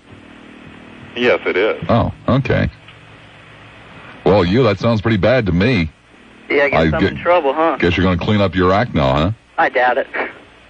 Well, call us back if it falls off. Oh, I sure will. Okay, take care of you. Have a good day, man. 990-9352 in Hillsborough, 990-WFLA. Greg in Clearwater. Greg, you're on the air at WFLA. Yeah, I was hoping that maybe Jacob could pray for me. Well, what's your need there, Greg? Well, I want to win the lottery. I want to win the lottery so that I can pay all my bills, and then, as it says in the Bible, that one should owe no man money. This way I could take care of all my debts, and then I can start tithing and go into church. Would you prefer numbers or just prayers? I want that whatever numbers I pick should win. Should be the numbers that come up. Jacob, this should be a piece of cake for you. I know we shouldn't gamble, but if Jacob prays for me, then it wouldn't be a gamble because it would be a sure thing. Yeah. Okay, Jacob, what can you do? Gambling is a sin. I will not use my but power of this prayer. Wouldn't be gambling. This would be a sure thing if God picks the numbers. If God makes it work out right. How about God works in mysterious ways. Jacob, how about if he tithes and gives 10% of the loot to the church? Which is what I'm planning on doing. I mean, if he should go out and get another job, get 2 jobs, get 3 jobs, and tithe all of that to the church. Yeah, but suppose he could, walk off with $20 million, a big jackpot. That's $2 million for the church, man. Gambling is a sin. I do not believe that money even exists. But it's not gambling. Yes, it is. Well, then why did that one preacher win the lottery? That wasn't. Bob, help me out. What denomination? Well, he wasn't a preacher. You're talking about the guy that won the first lottery from St. Petersburg, just a devout Christian. No, not him. It was in another state. Yeah. I remember now. Of a minister. Yeah, that got a lottery against ticket. The lottery. Yeah. They got a lottery ticket, and God helped them. Well, he must have been. If he's a true preacher, man of God, he must have been. Do you think it possible, inspired Jacob? By Satan. Yeah, do you think it possible they cut a deal with Satan and Satan worked it out? Yes, that is possible. Well, if they gave the glory to God, then doesn't that seem contradictory? That was false glory. Huh? That was false glory. False glory to give God the glory is false glory. To recognize the higher being and the true creator of the universe, and say that that it was through his divine intervention that they won this lottery? I do not believe that. I believe it was through the intervention of Satan. Wait a minute. You're going to put God in a box and say that God can't do that. You're saying that's beyond God's realm of God would not do that. It's a vice and a sin. Jacob, the more I listen to this conversation between you and Greg, it seems to me, because Greg is obviously obsessed with winning the lottery, that Greg is quite possibly demon-possessed. Already. He might possibly be. Anything you could possibly do to cast the gambling demon out of Greg? If he can place his hand upon the radio. Greg, can you reach the radio? I can reach the radio, but I don't believe that I'm possessed by a demon. Put your hand on the radio, Greg. You let me determine that, sir. Okay. Put your hand on the radio. Go ahead, Jacob. On the radio. Satan, we cast you out. Oh, Jesus, praise God. Greg, do you still have this desire to win the lottery? Well, I don't know. I'm thinking now maybe it's better that maybe I should get out the want ads and look for a second job and give up sleep and maybe give up home life so that I don't have to spend any time with my wife and family. I should spend it all away from home working. And to be sure you tithe that money to a church organization. Oh, this is incredible. We cured impotency and the gambling demon. Oh, thank you, Jacob. Thank you for that one. Let's see who else we have here. Todd in St. Petersburg. Todd, you're on the air, WFLA. Good afternoon. Todd, what can we do for you? Divorce. Divorce. Lots of trouble. You want one? No, my wife is leaving me, and I really don't want it. Oh, Jacob, what can you do to help this man? Has he accepted Jesus Christ? I am a Christian. I don't think you're a true Christian. Therefore, your wife is leaving you because you are a homosexual. I'm sorry. Pardon me? Something wrong with your hearing? No, I think there's something wrong with your thinking, sir. You calling me a homosexual? Yes, I am. And you think that's the reason she's leaving, Jacob? Yes, I do. Oh, my word. Todd, is this possible? No, I'm sure it's not possible because the only woman I've ever had sex with was my wife. I've never had sex with anyone else but my wife, men included. I think you should stop lying and face the truth. Stop lying? Jacob, would you like to come over to my house and find out if I'm lying or not? No, actually, I'm too busy for that nonsense. You're too busy? Well, how about if I come over to your house and tell you if I'm lying or not? How do I know you don't want to date? See, now, if you Faggot. You must be willing for something like that because you wouldn't ask me for a date. You must be a homosexual because you just asked me for a date. I beg your pardon, sir. You're Bob, the one that asked me over your house. Bob? Yes. And I didn't ask him. You asked me over to your house, did you not, sir? Did I say for us to have sex? You're the one that asked us for a date. Jacob, how long have you been a homosexual? Mr. Lassiter, I beg your pardon. What's his wife's name? Irma. Irma? Irma. Are you sure it's not Earl? No, I'm not. Well, no, I've talked with Irma. Irma has been on the show. Does she have a real deep voice? No, actually, Irma's Tampa Bay's sweetheart. Tampa Bay sweetheart? Oh, God. Every time we had Irma on the show, we were deluged with letters asking, for her phone number or pictures or, locks of her hair, anything. Well, I heard about Irma, and she just came into existence about 2 years ago, and she used to be a man, I heard. Jacob, any truth in this? Of course not, Mr. Lassiter. Well, I can't believe it. Everyone he asks, something he says he doesn't have control over, they call the person a homosexual. I mean, the first guy, his boss is a homosexual. I'm a homosexual. Give me a break, buddy. Well, Jacob, you don't have a great deal of experience with women, right? What do you mean by experience? Well, you know what I mean by experience, Jacob. You mean of a sexual nature? Right. You are correct. Well, isn't it possible that not having seen an awful lot to compare with, that Irma could have been, surgically altered? I assure you not, Mr. Lassiter. How does he know? He doesn't know much about that, so, hell, he could have been. Or she could have been. Sir, you're just trying to smoke screen the obvious. You're a homosexual, face it. Why don't you cast the homosexual demon out of him, Jacob? I do not do such a thing. You don't do... Why not? I don't want anything to do with him. I can't. He's already invited me over to his house, and, you know, it's obvious what he's looking for. I have a 13-month-old son. Man, you are just a crack. Whoa. Well, thanks, Todd. I'm sorry we couldn't help you out with your problem. Joe in Tampa. Joe, you're on the air at WFLA. Yeah, I need Jacob to help me. You need Jacob, another one. Okay, go ahead. Well, I'm blind. Uh-huh. And I have been for the last 10 years. Yeah. And I want to know if Jacob could do anything about it.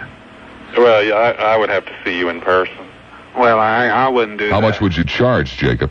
There would be the opportunity to tithe, of course. Well, sure. Whatever you want. So, in other words, you charge 10% of whatever the guy's got. We can work out a fee schedule. A fee schedule? You mean you also offer easy terms? Whatever is necessary for the Lord's work, Mr. Lassiter. Okay, but you can't help him over the radio. I cannot. Gee, Joe, I'm awful sorry. I don't know. Well, you're a man of the cloth, aren't you? Yes, I am. Well, you help the other fellow over the phone. You can't help me, you sure? No, I cannot. Oh, well, sorry, Joe. I guess your problem's, too hard. Thanks a lot, Bob. Okay, the other guy's problem wasn't too hard. Jim in Tampa. Jim, you're on the air, WFLA. Hi, Jim. Jim didn't hold on. I guess his need wasn't that great. 990-9352 in Hillsborough. 461-9352 in Pinellas. Wee Willie in Pinellas Park. Wee Willie, you're on the air, WFLA. What is your problem? Huh? Wee Willie, what is your problem? Wee Willie? Yeah, Wee Willie, right. Wee Willie? What's your problem there, fella? Wee Willie? Jacob, you my... Jacob, I think I got the caller's name mixed up with his problem. He seems to have a problem with a wee willy. Is there anything that you can possibly do to make his willy less wee? Less wee? I do not. Larger. He seems to be complaining about a small penis. I do not want to get into the You don't like guys with small penises? The exaggeration of sexual organs, Mr. Lassiter. Well, I mean, hey, you got a big one, right? So why can't you help him get a big one? You had told us earlier that you had a large I willy. never said any such words, Mr. Lassiter. Well, I know we referred to it as a salami. You were more comfortable with that. I did not. I said salami, willy. What's the salami difference? as hors d'oeuvres. You, as usual, twisted it around. Irma is having your salami as an hors d'oeuvre. She nibbles on your salami? That is not what I said, Mr. Lassiter. Does she put whipped cream on it? Mr. Lass. What does she put on the salami? What are you talking about? For a lunchtime sandwich? She comes home at lunchtime? Yes, she to does. Nibble on the salami? What does she put on the salami at lunchtime? Well, I didn't know we were going to get into a conversation about sandwiches, but white bread, mayonnaise, salami. She wraps your salami in white bread? She wraps the salami you take out of... Perhaps I need to be more specific. The salami you take out of the refrigerator? You keep your salami in the refrigerator? Yes. Do you have a refrigerator, Mr. Lassiter? Yes, I have a refrigerator. A lovely refrigerator. Well, two-door ice maker. Then you know that it preserves and keeps meat products. I've never put my salami in the refrigerator. Well, then you're going to get salmonella and die. Jerry in Clearwater. Jerry, you're on the air at WFLA. What can we help you with?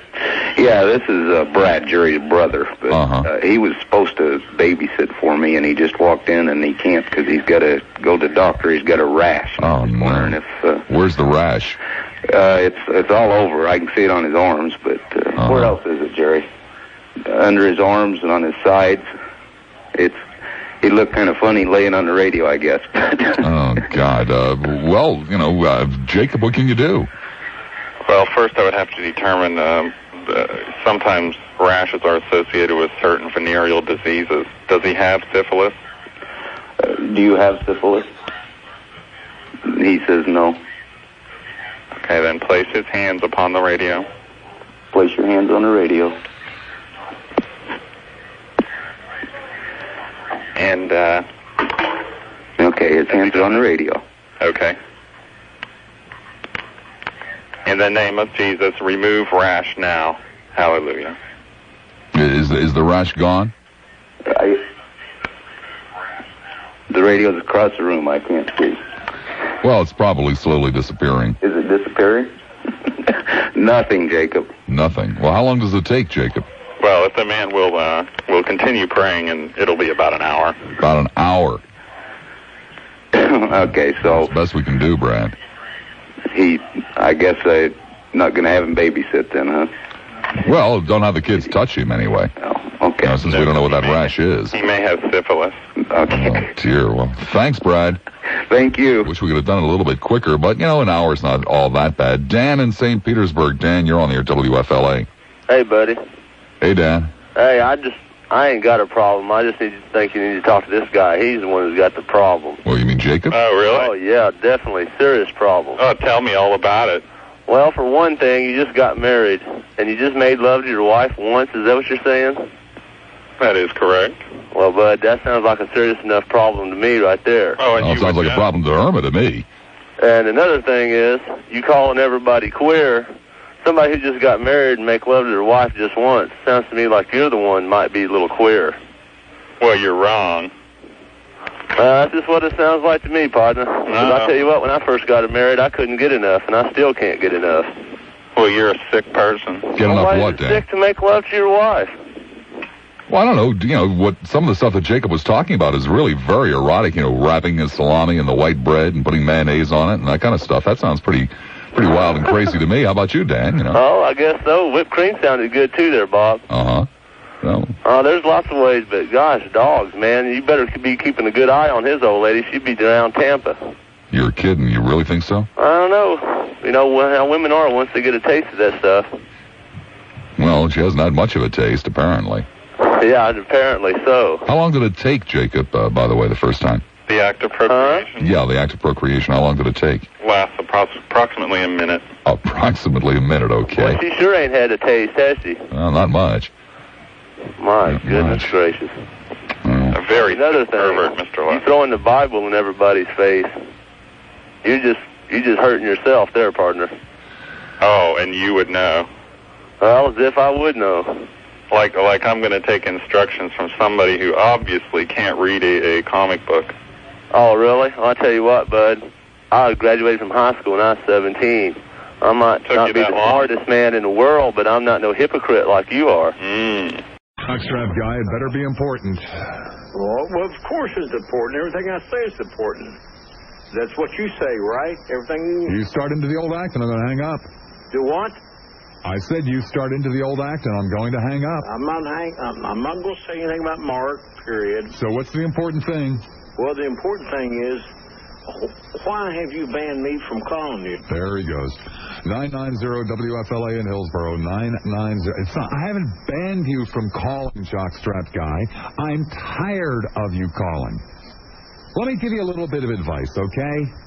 You have the makings of a great, great, great character crank caller, okay? It's an original act. No one had ever done it before. You have a very distinctive voice.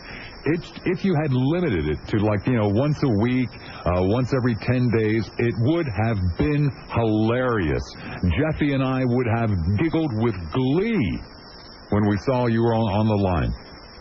We would have rearranged the show to put you on at just the right place. But 4 or 5 times a night with the exact same thing, after 3 months, it gets old. After 3 calls, it gets old.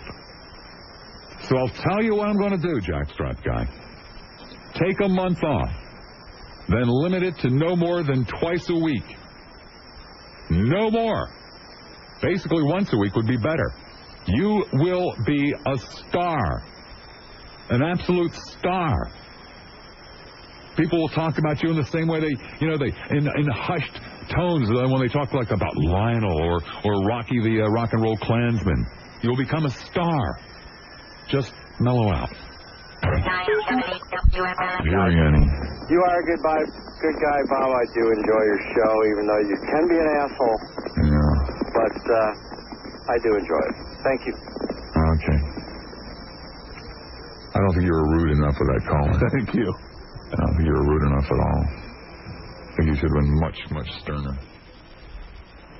I'll try to do better next time. 990-WFLA in Hillsboro, 461-WFLA in Pinellas. Here's an interesting email.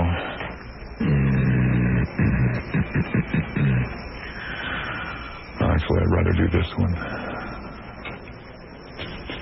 1 second. Just a second, okay? God. Entertainment, that is what you say? No God. You say no guns. You say, if this is what you consider entertainment, then try to go home every night and totally ignore your wife like you do your callers and put them down by staying real quiet and only answering when the king feels like it. Maybe all you're doing, must be somebody I gave the silent treatment to, must be all you're doing is what your father did to you all your life. I hope someday you get ignored also and see how it feels. I come out of work about the same hour that your majesty goes on the radio, and it used to be entertaining, but now it seems that you have no agenda, no topic, no life left in you. Keep on denouncing God, and I hope for your sake that he does not judge you for the wasted talent given to you. You see, there's the dead giveaway. There's the dead giveaway. There is somebody hoping against hope, praying that God will strike me because this guy can't.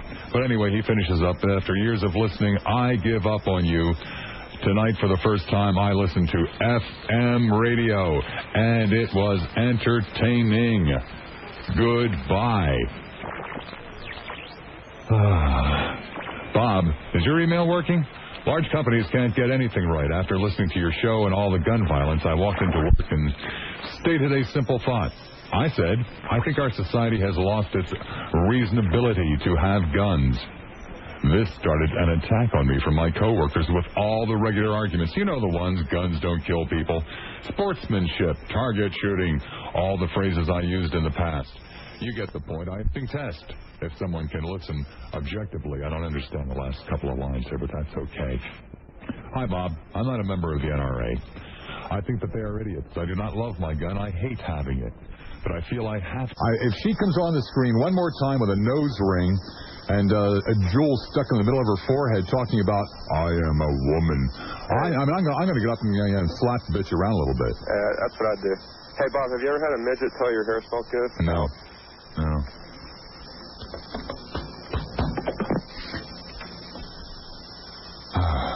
Yeah, hello. Hey, Bob. Yes, sir. How you doing? Excellent. Guess he wasn't ready.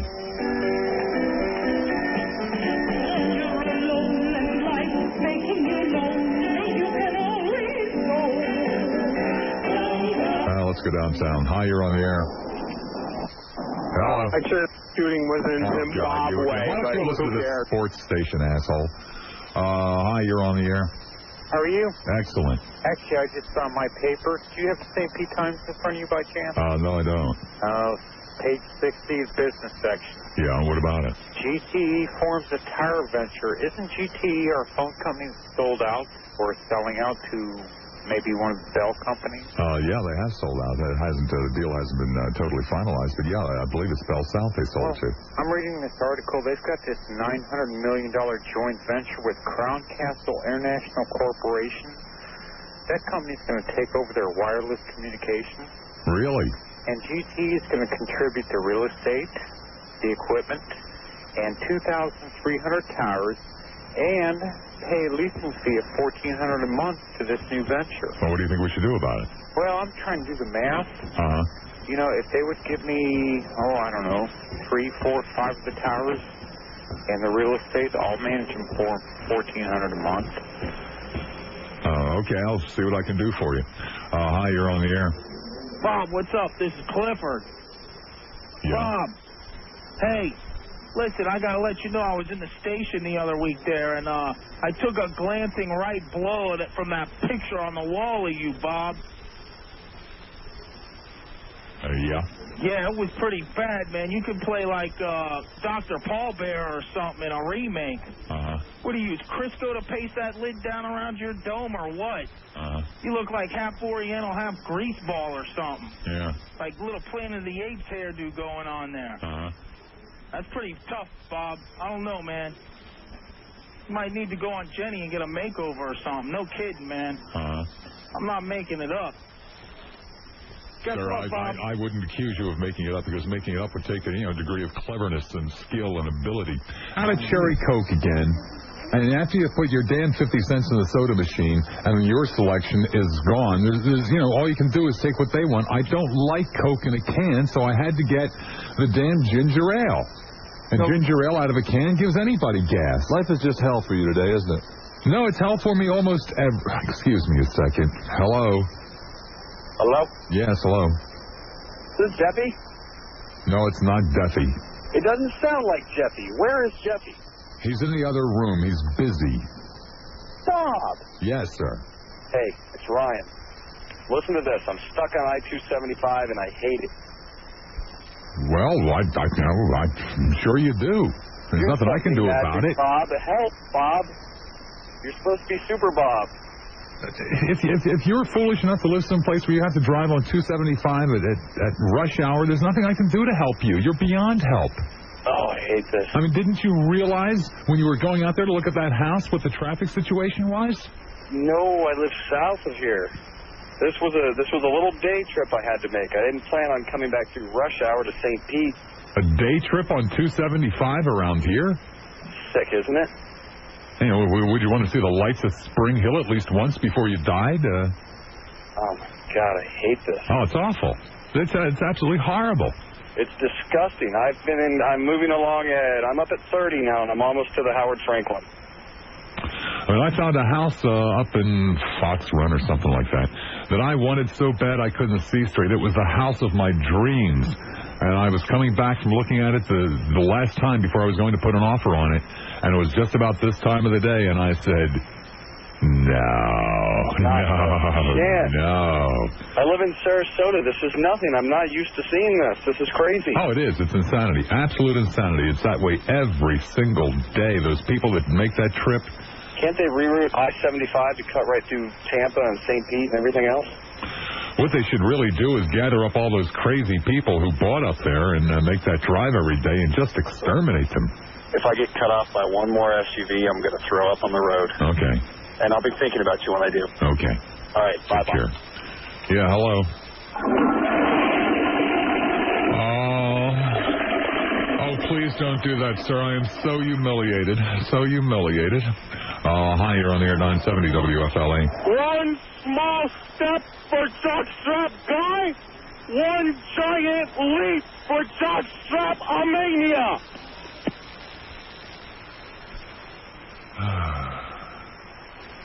So as I was saying, and yesterday you failed to put out a napkin underneath my ice No, water. I did not.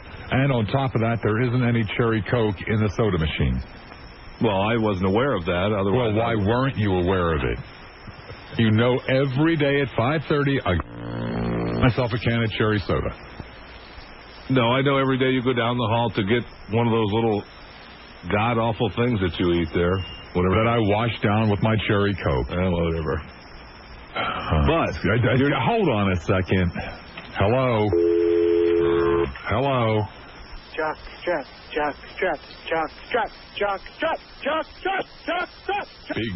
Big jerk. Hello. Jockstrap guy. Goff. Hello. I got a gun, Bob. Good. Blow your brains out. Hello.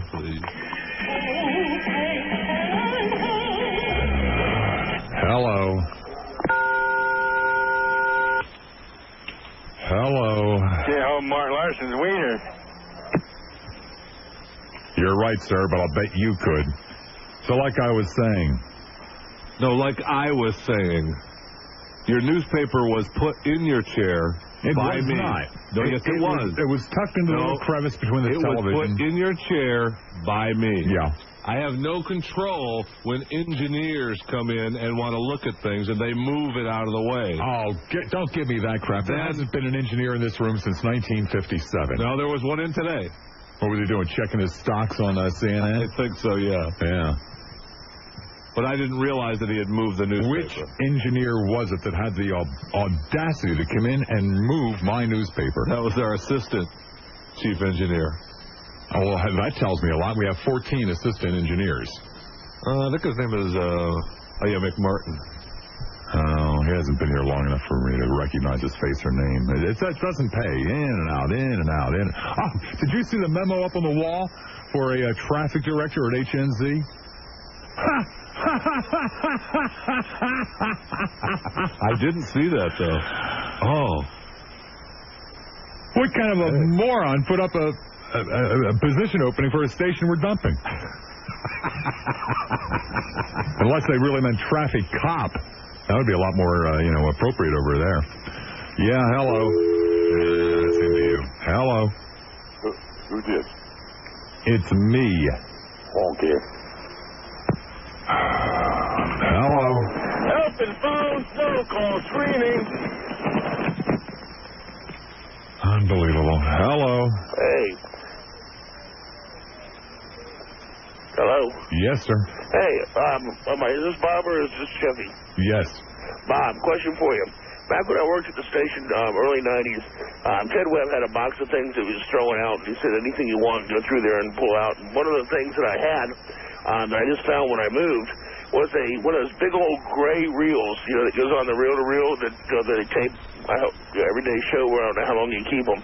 On the box that is in parentheses says Mr. Airstream. I don't have a reel-to-reel, and I was getting ready to dump this thing. And do you have any interest in hanging on to that? Should I drop it by the station, or should I just dump it? Just dump it. Okay, very good. Okay. Thank you, sir. Take care.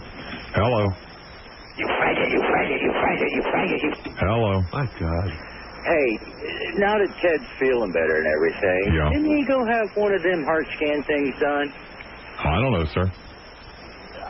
I could have sworn he didn't. I kind of noticed. Well, you must know more about him than I do. I have no idea. And I noticed that they're not running the commercials for it anymore. I was just... lots of things that we don't run commercials for anymore.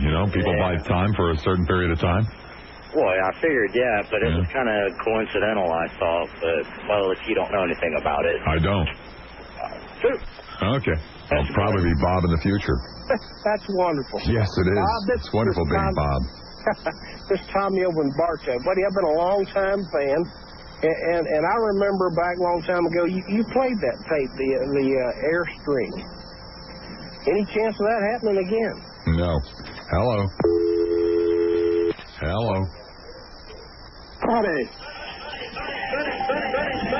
Hello. Yes, could you please hold Steve Dumig's jockstrap? Thank you. What a sad, tragic, pathetic man. Hello. How about some Pepsi, Bob? I don't know. Maybe we should do a poll today. Who would you rather have? The jockstrap dude or Chase? Which one should really be banned for life, forever and ever and ever? Hello. Is Bob in tonight? Yeah. God. Harry. Hello. Yeah, tell Jeffy rubbing alcohol. Clear him right up. Rubbing alcohol? You bet. Just clear him right up. Kind of, make a little scoop in your hand, pour it in, and just slosh it on, man. That'll be it. You won't be worrying about anything else. That sounds good to me. I'll pass it on to him. All right. Okay. Hello. Hello? Yeah. Bob there? Yeah. This Bob? Yeah, this is Bob. Bob, I'm driving home from jury duty, and I just had to talk to somebody about it. Oh, my God. They told me not to talk to anybody, and I just had to talk to somebody. Well, I don't really count. Well, sure, Bob. I love you. Well, I love you, too. But, as far as they're concerned, I don't really count. So you can talk to me. Okay. Well, hey, I really am a fan from a long time ago. 12 years in Florida, but I'm from the town right next to you, in New Jersey. Where? Which one? Haddonfield. Well, it's not right next to me. There's, kind of like Haddon Township in between. But well, that's okay. It's close. That's true. The Bulldogs. We were the Bulldogs. I still think about, occasionally think about moving back up there. And if I did, it would be either Collingswood or Haddonfield. Yeah. Well, maybe Haddon Heights. Haddon Heights is okay, too. But one of those three towns. Yeah, I was there this year. It's still all there.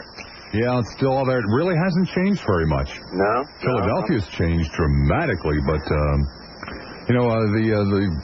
basically up and down Haddon Avenue, it looks pretty much as it did when I was a kid. I knew kind of friends with Bill Campbell, the voice of... Oh, yeah, Bill Campbell, sure. Yep. Is he still alive? Yes, he is. Oh, my God. Yeah, I don't think he does any more broadcasting. But... Well, he's got to be close to 80. Yes. If he's still alive, because he was an adult, well into his adult years when I was a kid. Yes.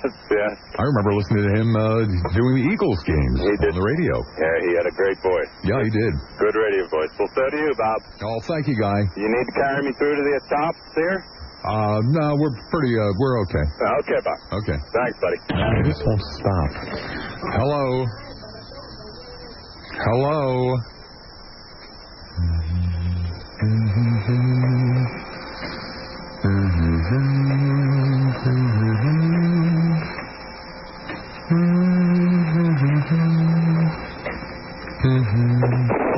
Yeah. Oh, I'm sorry, Bob. That's okay. I had to hop out of the car for a minute.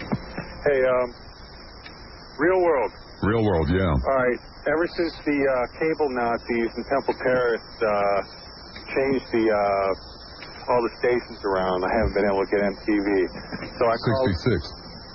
Well, right. Well, I call the cable company, and I'm like, I can't get it. What's the problem? So I don't know. They send somebody out. The guy comes out, tells me, oh, well, you got to get a new box because this is the old box. It doesn't work on for the new format anymore. I said, okay, well, no problem. Go ahead, switch it out. No. You have to take the box down to the cable place and get a new one. Unbelievable. Unbelievable. All right, so in other words, they go and change the service, and it's up to you to, schlep down and on your own time. Yeah, that's great. Do you believe that? I'm sure that for $100 they'd have brought you one. And I'm just staring at this guy. I it wasn't even worth arguing. But the point is, I haven't seen the Real World since since that happened. That's been how long? 6 or 8 weeks, probably at least. So, do you know that this season is the highest rated season ever? And these are the most obnoxious group of kids they've ever had. That's what I heard. And I enjoyed it. And I missed it. And so I'm calling to find out what's going on. I heard that the last time Okay, well, let's see. Justin went home. He was the gay kid. But he's totally out. He's totally out. He went home, over a month ago. Yeah, I heard. He said, I've had enough of the crap in this house. Oh. Ruthie went into rehab. Yeah. But she's back now, and she's not drinking. Really? Really. Although now she's going out with Mala, who is a new dancer that Tech used to go out with, and that's kind of gotten Tech a little bit freaked out. Wow. Now, what about Amaya? Amaya has been hitting on her roommates' friends when they come to visit. So she's not going on with, what's his name, the clean cut kid? No. No, that's over with. No. Yeah, that's over with. But he's had several friends come to visit, and she's hit on every one of them.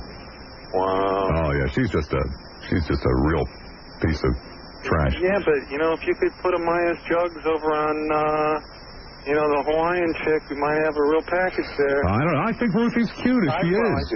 I do too, but that's what really pisses me off about this show, because this and the Boston show, the only two really good-looking young women were both lesbians. Yeah. You go figure that, huh? Exactly. I mean, who would want to... Jesus, that tons of fun blonde and that skinny bitch with the nose ring. No way. Yeah. I mean, not even for a desperate old man like me. I'd rather get it on with Tech. That's awful. I don't even want to visualize that, Bob. Neither do I. It's a terrible thing. So the cable is all screwed up. Now, I don't know where anything is anymore, and believe me, I'm just, I am so sick and tired of them changing the channels on me, man. And it's spite. Just to spite them, and I'm really hurting myself. I'm not taking the box down there. It's not right. They screw up everything, and he wants me to take the box off and drive down to the cable place. Plus, they're going to raise your rates in January. Oh, man. If it was up to me, I'd pull the plug on the whole thing. But I know, but, how can you live without it? Well, I don't know. I literally can't. I must have the cable because of Roadrunner. Well, I can't. I literally cannot exist without Roadrunner now. I like the Real World and La Party of Five and a couple others.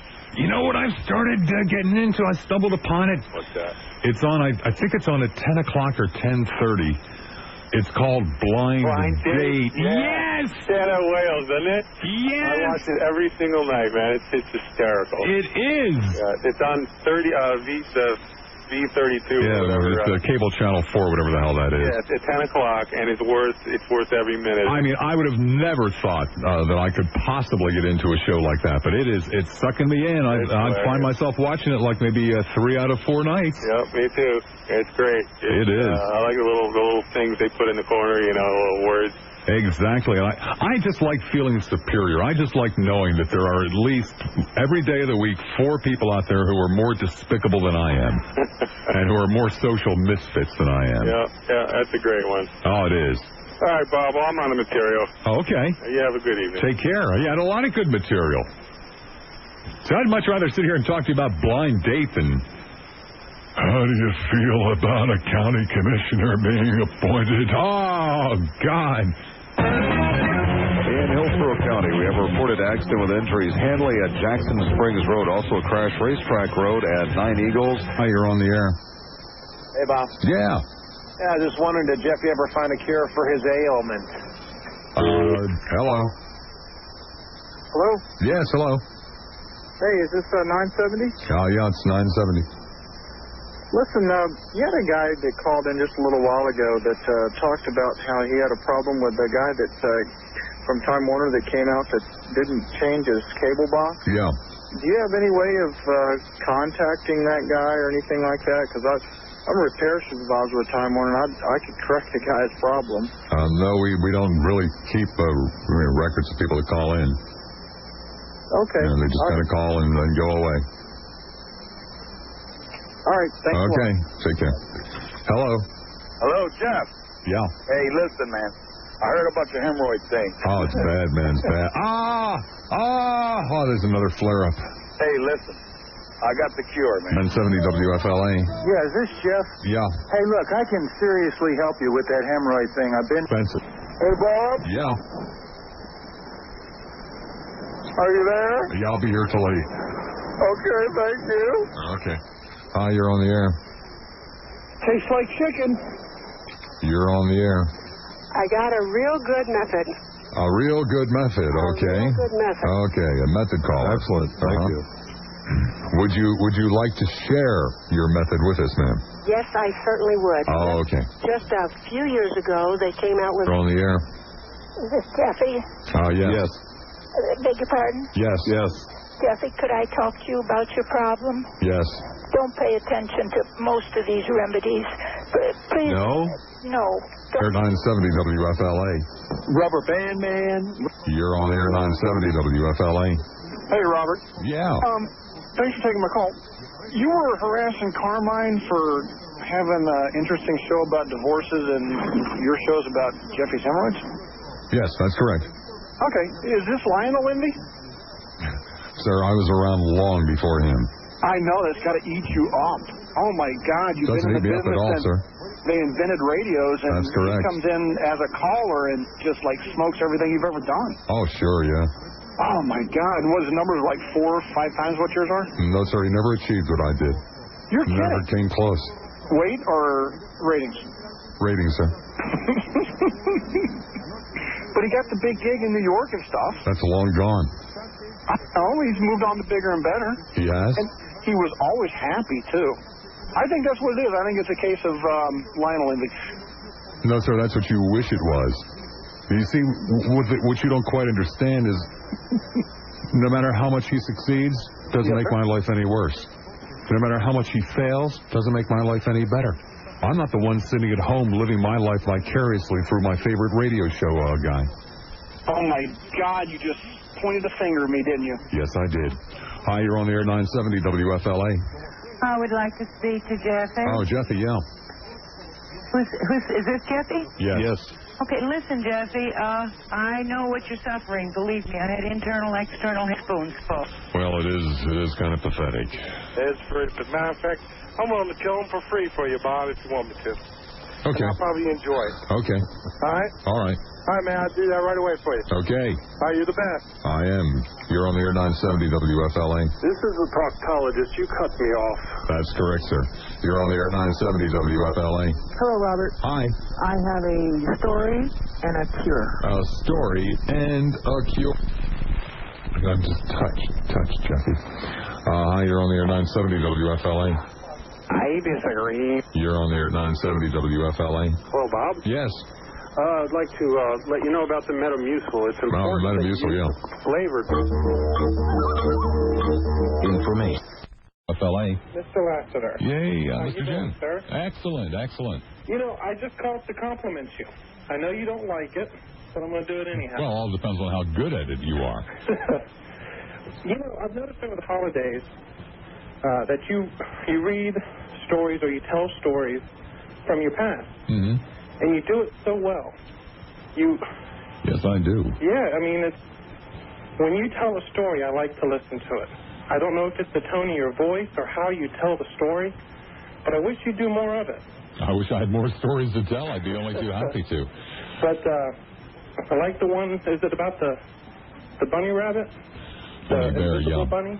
Bunny Bear. No, he's not invisible. He's a stuffed rabbit who pretends as though he's a bear. Oh, that's an awesome. Because people have more respect for bears than they do for rabbits. Hey, I got one thing to say. Keep up the good work. Okay. Thank you, sir. Okay.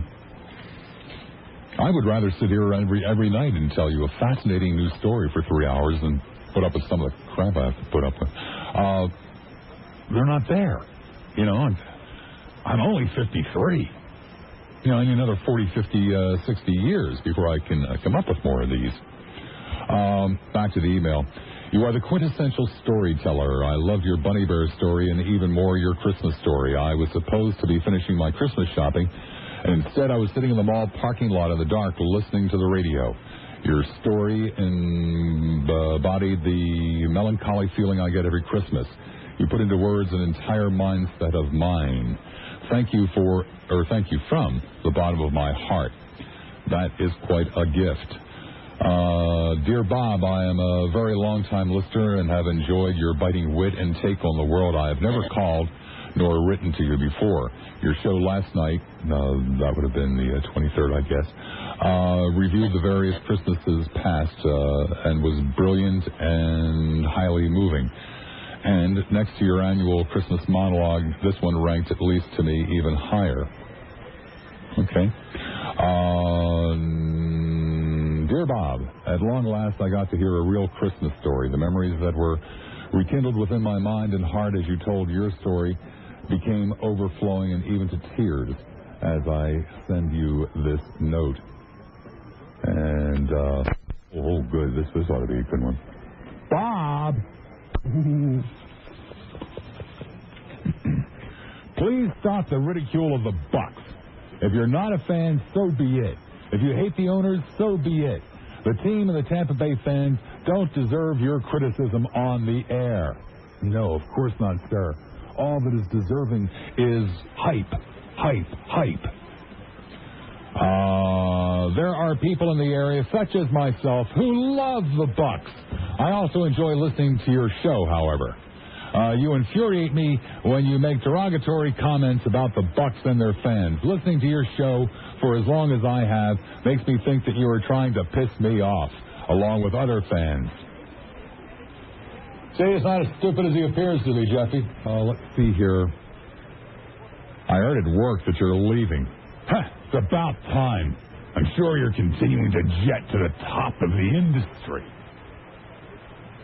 Oh, no, contrary, sir. I'm coming in for a landing. I have been for several years.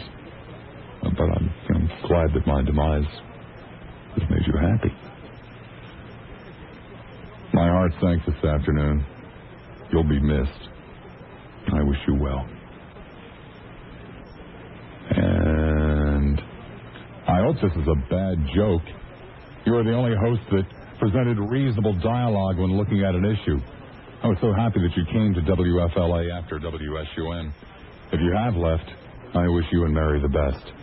Thank you for the years of great listening. Well, I suppose if we're saying he's not wishing us the best. Please tell me it ain't so. Regardless of what many of the callers say about you leaving, I think that any honest person would have to admit that you are the most talented talk show host around. You know, I'd admit that, and I think I'm the most honest man, so that's a very astute statement there. Don't get me wrong. I can understand why people don't like you, but that may be the main reason they listen. I've never heard a host who demonstrated that he prepared for a show like you do. Yes, sir, 53 years of taking crap and not taking it anymore. That's how I prepare.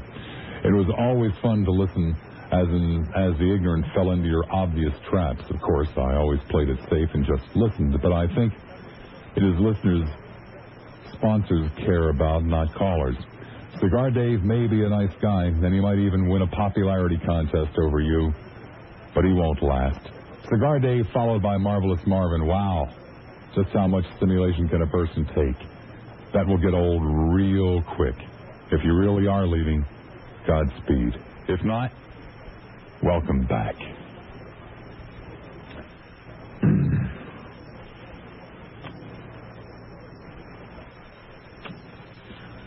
When I realized I was going to be on vacation and that basically it would be 2 days of Cigar Dave, 2 days of, God, I love the president even though he wasn't born in West Tampa, and 2 football games, I was grateful that it wasn't a ratings period. I was very, very grateful that it wasn't a ratings period. Doing what I do is very easy if you know how to do it. Doing what I do if you don't know how to do it is very difficult. And doing a cigar show and doing what I do are 2 totally different things. I was not at all happy that the people who listen to this radio station, in particular those who listen to this radio station at 5 o'clock, were treated like morons with something that might have been terribly, terribly clever in 1933 or 34 is not terribly clever now. And I normally wouldn't have said anything about it. You know, I do whatever I have to do to get through the 3 hours. Except that there are people who only half listen. There are people who don't really listen, even though they have the radio turned on. And there are people who are incapable of discerning absurdity from non-absurdity. And then there are terribly, terribly small people in this world who just don't have lives, some of whom spend a great deal of time on the Internet in various different news groups. And so one of these morons that doesn't have a life and, of course, listens constantly and despises me, went on the Internet and posted something to the effect of that the day after Christmas I had committed suicide because I was so despondent over Cigar Dave taking over my show. It wasn't a terribly clever post, and it wasn't terribly believable, but a number of people believed it. And so there was a little bit of banter back and forth on the Internet concerning my demise and death. And there were those people, a fair number of whom apparently, who called the local newspapers, and I assume the station, to verify my suicide. Apparently the station didn't answer their questions, nor, by the way, did they get call to tell me that this was going on. And so my phone rang, and I picked it up, and the person on the other end of the phone said, "Oh, thank God, I'm so glad to hear your voice." And it was a reporter from the Tampa Tribune, who apparently couldn't get any information out of the station either, and called my house to find out if I was dead. I'm rather grateful that it was I who answered the phone as opposed to, like my wife. And I'm rather grateful that I was home as opposed to like having been out for 2 or 3 hours running errands when the Tampa Tribune called to find out if it was true that I was dead. I'm not amused, Dave. It was really an incredibly cheap, stupid stunt to start with. You're capable of far more. And I'm not amused. And nor am I amused that nobody here told me that it was going on. I mean, I sometimes think that I have seen, heard, done, participated in virtually everything. But I had never before had to inform a major newspaper that indeed, no, I had not committed suicide. I was still alive. It's a great life. It's a great, great, great life. It's a great business. It's a great world. Now do you understand why I want to run away to Norway and start up a reindeer farm?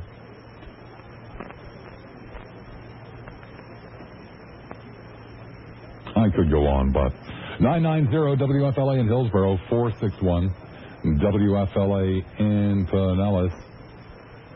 Bob, good luck on your venture to Guam. I was there while in the U.S. Air Force in 1956. I know you'll love it as I did. I'll be there again in September of this year. We'll try to get you on the air again. Good luck. See what I mean? Bob, have you really resigned? If so, I will certainly miss your show. You have left the Tampa airwaves many times before. No, only once. Those times have always been a little duller for me as I drive through my day. If you have truly resigned, the only upside will be my elation when I find you back on the air somewhere in this market, hopefully from 3 to 7. Have a great 99, anxiously awaiting your return. See what I mean? Where did the bum go? See what I mean? Hi, I've been a listener since PLP days and came back into town to find Cigar Dave, the most boring guy in the world, on at 5 p.m. daily. Have you moved, or are you going to be back on the air? I'm the owner of a small business, and my staff was required to listen to you each evening. Let's go to Jane in Palm Harbor. Jane, you're on the air at 970 WFLA. Hi, Bob. Hi, Jane. How are you? Excellent. I'm so glad you're back. And yes, I fell for the Guam thing, and I was really very upset. What can I say? I'm so glad you're back. And I have to tell you, my husband got me a bunny bear. Well, all right. Yeah, how Everybody about should that? have a bunny bear. Well, I collect bears, and he went to buy me a bear the day after we heard your show. And he was about to leave, and he said to them, by the way, any chance you have a bunny bear? And she says, matter of fact, we do. And it's a little bear, and it has these ears attached, and it has the bear ears behind it. It's really cute. And we named it, guess what? What? Bob. Oh, pshaw.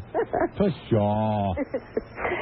And we listened to your show the next night, the Christmas thing, and we listened to it we turned everything else off and listened to that. Well, thank you. That's very kind. You are a wonderful storyteller. Keep on doing that. I try. I love the sound of your voice. Thank you. Thank you. God, if only I could figure out some way to just travel from bar to bar, town hall to town hall, pulling in $3, $4, $5 grand a night, telling stories. Let's go to Steve in Clearwater. Steve, you're on the air at 970 WFLA. Good evening, Bob. Good evening, Steve. Boy, I'll tell you what. Cigar Dave should be the poster boy for Viagra. That's probably what his problem is. No, he's a young man. He's only 34. Hey, you smoke cigars. That's what you pay. That's the price you pay. That's true. The one thing I was kind of curious about is I've never heard you mention about Ernie Kovacs. Ernie Kovacs died when I was pretty damn young. I mean, I remember him. Yeah, because he originally from Actually, I really remember his wife in those cigar commercials. What was it, White Owl, I think she used to be? Yes. That was pretty provocative for that time. Between her and Sally Starr, oh, my God, all of my fantasies were fulfilled every time I turned on the television. What the hell was her name? I can't think of her name. I can still see her. Yeah, Edie Adams. Oh, okay. Edie Adams, yeah. I wonder if she's still alive. I bet you she is. God, maybe there's hope yet. One thing it's good that you came back, Bob. Was a little disappointed here for a couple of days, but we grinned and bared it. Okay. And you deserve a vacation once in a while. That's true. Thank you, Bob. Take care. Bye-bye. I'm devastated that I don't really have any other lengthy periods of vacation due for almost a year. Oh, God. You know why he calls himself Art Bell? I am receiving all kinds of threats right now, very serious threats. Because he's trying to escape from his original identity and his past. Because of what this person did in my name. In Mexico 25 years ago. There's still warrants out for his arrest. His real name? Arturo Bello. Better known as Art Bell, that weird guy at night. He was weird back then, too. Ask the federal authorities in Tijuana State Prison, Mexico. Prisoner number 4071. So the next time you listen to Art Bell, call him up and say... Buenas noches, Senor Bello. Arturo Bello. This man should be considered weird and dangerous. Late nights at 1 on 970 WFLA. Dear William Shatton. Presented exclusively for J-Core Communications radio stations by Premier Radio Networks, which I assume, not sure of this, but I assume that these are various different parody songs that were done at various different J-Core stations, and where the people's work was then stolen from them and distributed to other J-Core stations. I assume that's the way that works. Don't know for sure because I find it very difficult to believe we would have gone out and spent money for that. But it's a pretty classy looking package, though. Damn classy. We'll be, kind of previewing them tomorrow, and if there's anything worthwhile. Oh boy. Got the tape loaded? Okay, fire up that tape recorder. Jimmy in Venice. Jimmy, you're on there at 970 WFLA. Good evening, Mr. Bob. Good evening, Jimmy in Venice. How are you doing? You always call me your worst nightmare in Venice, but I just had to tell you, Bob, we missed you. Everybody on the radio has their own little stick, and old Dave, he's got his, and he likes to play games. The thing that yes, but I just wish you could bring his games up into the 20th century, Yeah, I know what you're saying. Especially before we get to the 21st. Well, but the funny thing was when we listened to him, because we all turned on, because we're wanting to listen to you. I know all you people down in Venice are always turning on. That's it. And then picking up the phone. And he comes on, and everybody's buying this routine.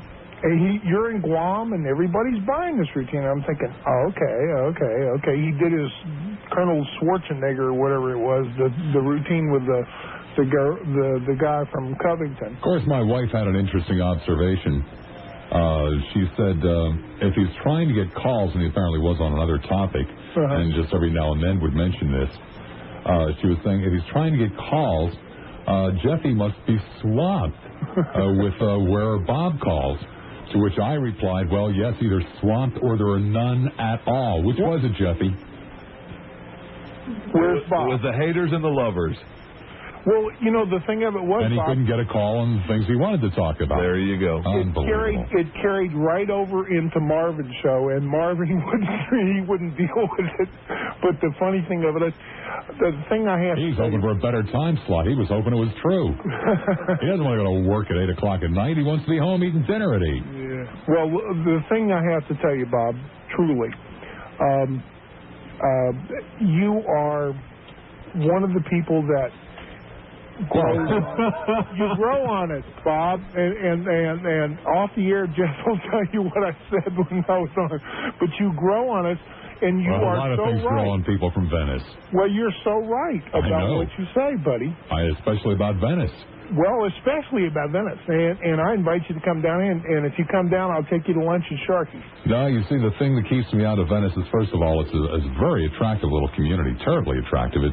It, along with a couple of other towns in that general neighborhood, like Anna Maria Island, that is what I thought Florida would look like before I got here. Right. And there's very little Florida that looks like that. So you see, on top of the fact that it is physically attractive, I am also very concerned that I may be ripe, prime material for Venice, and that I may never leave, and that I, too, will end up sitting in Venice calling talk shows. All you have to do is drive in the left-hand lane, keep your turn signal on, pal, go 30 miles an hour, and you made it. Well, that's what I'm doing now. Hey, Bob, guess what? We're glad you're here. We know you're not going no place, buddy, and we're glad you're back. Okay. I'll see you. Okay. 990 WFLA in Hillsborough. 990 WFLA. In Pinellas, 461 WFLA 4, followed by a 6, followed by a 1, WFLA. In other places that aren't Hillsborough or Pinellas, the toll-free line may be appropriate for you. 1-800-96... what, Jeff? It no longer works in Venice. I'll be damned. They blocked Venice. Some of our best calls come from there. Toll-free line, 1-8... It doesn't work either in the western portions of Missouri. 1-800... God, I was watching... As you know, my Well, maybe you don't. My mother-in-law died this past summer. And when they were going through her things, one of the things that they found is a deed to a piece of property, and I think it's called Horseshoe Bend or something like that, in Arkansas, in the Ozarks. Nobody knew. Nobody knew that she had this. And nobody knows where it is, how big it is, or anything else about it. Well, anyway, I'm watching HGTV, and they did the show, and it was in the same area. My God, how beautiful it is! I had no idea there were portions of Arkansas like that. Well, anyway, that show that I saw on HGTV, I'm addicted to HGTV, okay? There's nothing on the tube except basically crap. And it's not like the stuff on HGTV is so stellar. It's just that a lot of the shows appeal to me. They're about things that are of interest to me. Come on, I'm an old man. Well, anyway, I'm always trying to get Jeffy to watch HGTV, and he has a couple of times attempted to. And one of the shows that he watched is the show that I was referring to. It's called The Good Life. And basically what they do is every week they go and profile somebody who just threw up his hands and walked away from it all. Well, a lot of the stuff on HGTV, normal, average people can identify with. They can relate to. There are things like making Christmas decorations or baking cookies or, remodeling the basement or whatever it might be. Most of them are within reason. Well, The Good Life, it seems everybody they profile, I mean, you probably have the dream of, just getting away from it all, right, and that kind of stuff, and going out and maybe opening up, an ice cream emporium in the Adirondacks or whatever it might be. We all, most of us, harbor those kinds of dreams, and they're really fantasies because very few of us will really ever pull it off. Well, this show appealed to me because these are people that have pulled it off, and I wanted to see how they did it. Well, they're all basically shows about people that, threw up their hands, walked away from life in the big city, and, moved out to the country, built a $4 million home, and started up a $12 million business. All for cash. Or close to it. And so the show has become a bitter disappointment, and Jeffy was just ripping me a new place to sit down, saying, these people are all filthy rich, Get away from what? Get away from their money? No, they took it with them. And he's right. Because the show that I saw, was it last night or the night? Must have been the night before. Was about these people who walked away from the big city and went out and opened up a dude ranch in the Ozark Mountains in Arkansas, and the place cost like over $1 million to start up. And they got log barns, and they got log huts, and they got log this, and it's all beautiful, and 350 acres, something like that, 320 acres. And it's, on a protected river, and just on and on and on and on and on and on and on.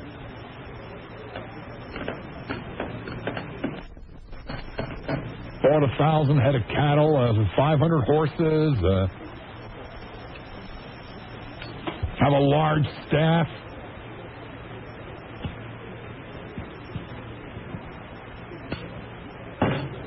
It's not the way my reindeer farm is going to be. We'll go back to the email. Hey, are you the same Bob Lassiter who used to be on WLS in Chicago? If so, I used to enjoy your show. Whatever happened to Stacy Taylor? Oh, he went back to San Diego, sir. Dear Bob, finally got to hear your Christmas show in its entirety. It is my opinion that your show rivals the Dickens classic Christmas Carol, although the two are quite different. They do cause one to reflect on many a Christmas past.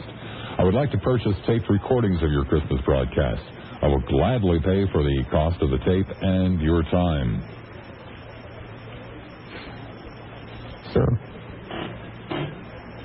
do you have any idea how much I make an hour? I don't think you would gladly pay for it.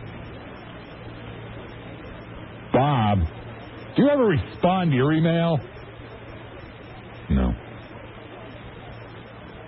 There's a reason for that, okay? Like I told you, I came in here and I sat down today and there were 75 email messages. I am very, very grateful to all of you for being there. I'm very grateful to you for having been there for a number of years. Terribly, terribly grateful. However, I am not looking to spend my free time corresponding with total strangers. I spend my day, I make my living by talking with total strangers. At least they pay me for that. I don't know how to spell. I don't know how to make small talk. And the only time I really ever had pen pals is when I was a very fat, very lonely teenager.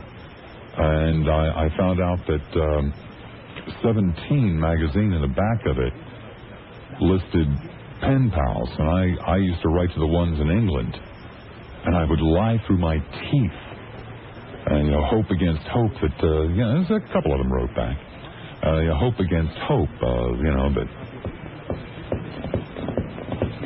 it was, it was the late 50s. Europe was still in pretty bad shape after the war and stuff, and I thought that maybe, none of it ever worked out, and so from that day to this, it has made me very, very leery of pen pals. Rick on his cell phone. Rick, you're on the air at 970 WFLA. Hey, Bob. I was just listening to what you're saying about this Simple Living show for people with $6 billion, and I saw the craziest thing in the world this morning. It blew my mind. I flip on the TV set, and Mike Milkins on Martha Stewart talking about how to make a soy smoothie. Okay. God, I love Martha Stewart. I really, truly do. Right, but here's the guy, he's the poster boy for corporate rating in the 1980s. And, the elderly people that he stole money from indirectly with his penny stock fraud never going to get the benefit to live a long, healthy life with his soy recipe. And he's on Martha Stewart. But you don't understand where Martha comes from. You don't understand... when Martha was married, she was married to a terribly, terribly wealthy man. The first time I ever heard of this woman was almost 10 years ago now. And it was a special program that she had made for public television on preparing Thanksgiving Day dinner. And she was still married and living on this terribly large and lavish estate somewhere in Northern Virginia outside of Washington, D.C. And first of all, the dinner was to be served in her party house. Not her house, but her party house, because it could seat about 50 people. And during the way, she talked about, selecting the proper china. And so welcome, Fun Seekers, on Monday, January the 29th, 1990. Lassiter with you. At WLS Talk Radio 890, Chicago's talk station. Not the usual Lassiter theme music, obviously, but the very special Lassiter Group theme music, which, of course, caused a tremendous controversy the last time we did the Lassiter Group. I mean, there was complaining. Ready to bring in and kiss and make up to some print journalists. Bob Lassiter. I saw the way you were fawning over them, your little Lassiter Group. I'm dislodged as I feel like a wife who's been displaced by a mistress. Pictures in the paper, better known. All right. Welcome back, Fun Seekers. Monday, January the 29th, 1990. Lassiter with you at WLS Talk Radio 890, Chicago's talk station, for the fourth and final hour for this Monday edition. Primarily an open hour, but I thought what I would do while entertaining other calls, but I thought in essence what I would do is go over the questions asked of the Lassiter Group with you for your input or comments, as the case may be. There were 12 of them. We only got around to 7. Better to have 5 more than 5 less than you need. That's the way I look at it. And I shall briefly go through them with you. I'll also give you the telephone number, 591-8900, 591-8900. The American Music Association Awards. Last week, obviously, we talked about it, but the twist is only the media seemed to go berserk over it. The American people seemed very, very unconcerned. Has the time come for naughty words to be uttered on the tube? Question number 2, Marion Barry. His troubles in Washington. The real question, what do you think went through Jesse Jackson's head when he heard the news? Had to be Had to be a very queasy feeling, I should think. Issue number 3 was the Archdiocese down to their last few $100 million. Closing all those churches and schools, a smart move or a dumb move? Issue number 4, campus fraternities continue to bring shame on themselves. A system that we might put in the past. Issue number 5, riverboat gambling. Lowbrow floating casinos, not intended for high rollers, but for mom and pop. Got any problem with that? Issue number 6, which we never really did get around to. Our friends in Wisconsin mulling over an amendment to the state constitution that would give every citizen the right to own a gun. Does that sound like a good idea to you? Number 7, several months ago in Boston, a pregnant woman was shot and killed. Her baby was delivered prematurely and died. Her husband severely wounded. The husband described the assailant as a young black man. The police immediately set out to capture the bum. They responded swiftly and thoroughly. You didn't have any problem with that back then, did you? Issue number 8, an estimated 80 million beer-guzzling, pretzel-eating, potato chip-dipping individuals sent glued to the tube yesterday for Super Bowl Sunday. Isn't that absolute proof that 80 million Americans need to get a life? Issue number 9, one we didn't get around to, a couple of $1 billion, 700 or 800 lives, tens of thousands of individuals disrupted, neighborhoods destroyed, businesses shattered, a nation in turmoil. And some real bad vibes throughout Latin America just to capture old Pineapple Face. Was it worth it? And really the question, will he be acquitted or convicted? Issue number 10, $4 million for some guy I've hardly heard of who wears a baseball suit. Owners threatening a lockout, maybe even a players' strike this season. Baseball just ain't what it used to be, is it? Is there any going back to the good old days? Issue number 11, they have not shown up on any of the watering holes that I frequent, but I'm told that changing tables are the new thing in men's rooms all around the country. I mean, come on, this is going a little far, don't you agree?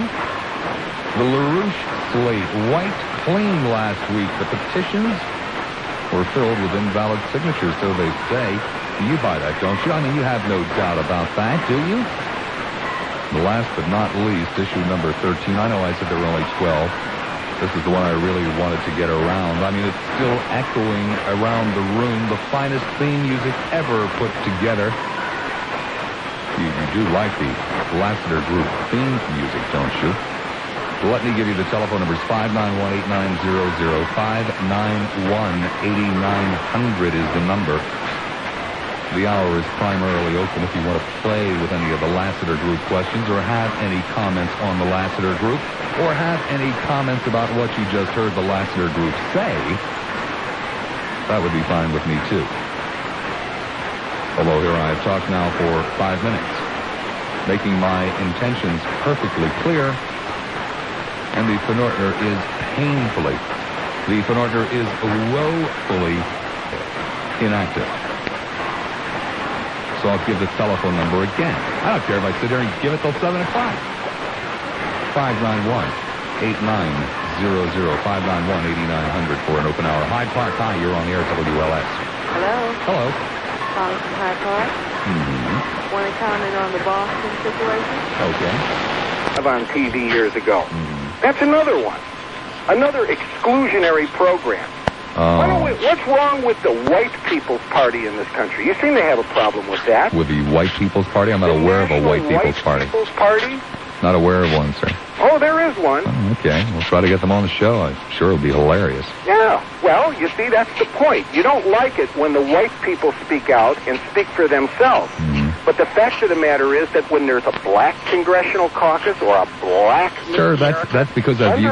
Sir, that's because of you have already exposed I am out to destroy single-handedly the white middle class in this country. That's the obvious explanation, wouldn't you think? You aren't capable of destroying anything single-handedly. You are a nickel-dime commentator in a big market, and your days are numbered. Well, sir, may I inquire as to why you spend so much time listening to a nickel-dime commentator? Because I have to listen to the other side to see how ridiculous. Oh, I see.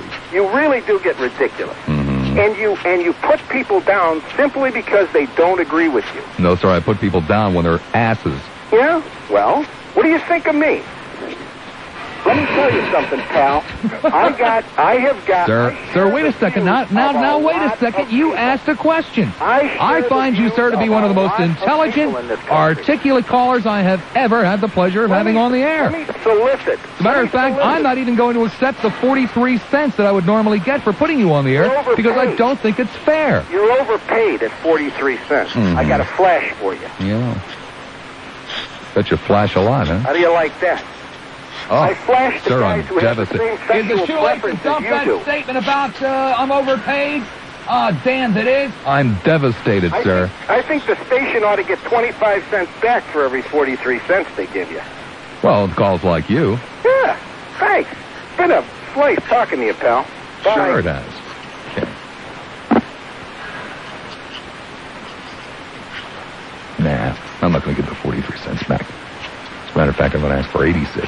To the southwest side we go. Hi there, Southwest. You're on the air at WLS. I might follow that one. Okay. Gingerly. Let me talk about the church. You mentioned that you've got 3 golf courses. Is that what I heard you say earlier? Yeah.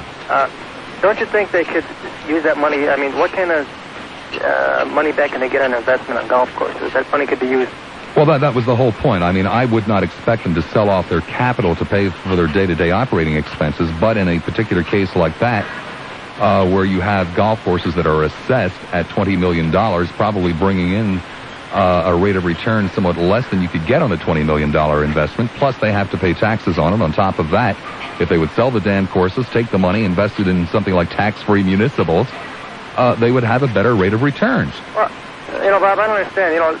The people have to start wising up to the Catholic religion. I was a Catholic, and no more because of the fact that even when I was small, the whole thing was money, money, money. To me, it's a business first, and then religion is secondary to them.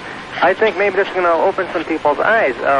You got these poor people making peanuts, and they're donating 10% of their salary to the church. That's 20%. And how much does money go to the Vatican on the? I would have utterly no idea at all. I don't know if any of it goes. I heard it's like 40%. That's what I heard somebody say on the radio one time. I'm not sure. I thought maybe you knew, but to me, this is going to harm them more than they know, because, like I said, people are going to be so turned off by this. And your point is, you went to this parish all your life, you went to this church all your life, you knew to preach, you know all your neighbors and everything else, and they're going to slam the door on you for no apparent reason, no explanation, no maybe a year warning, maybe they could have took up a collection or try to do something with it. My heart bleeds for these people. It absolutely bleeds for them. I understand. I grew up in such a family. I understand what a church can mean to those people. It's a community center. It's a center of life.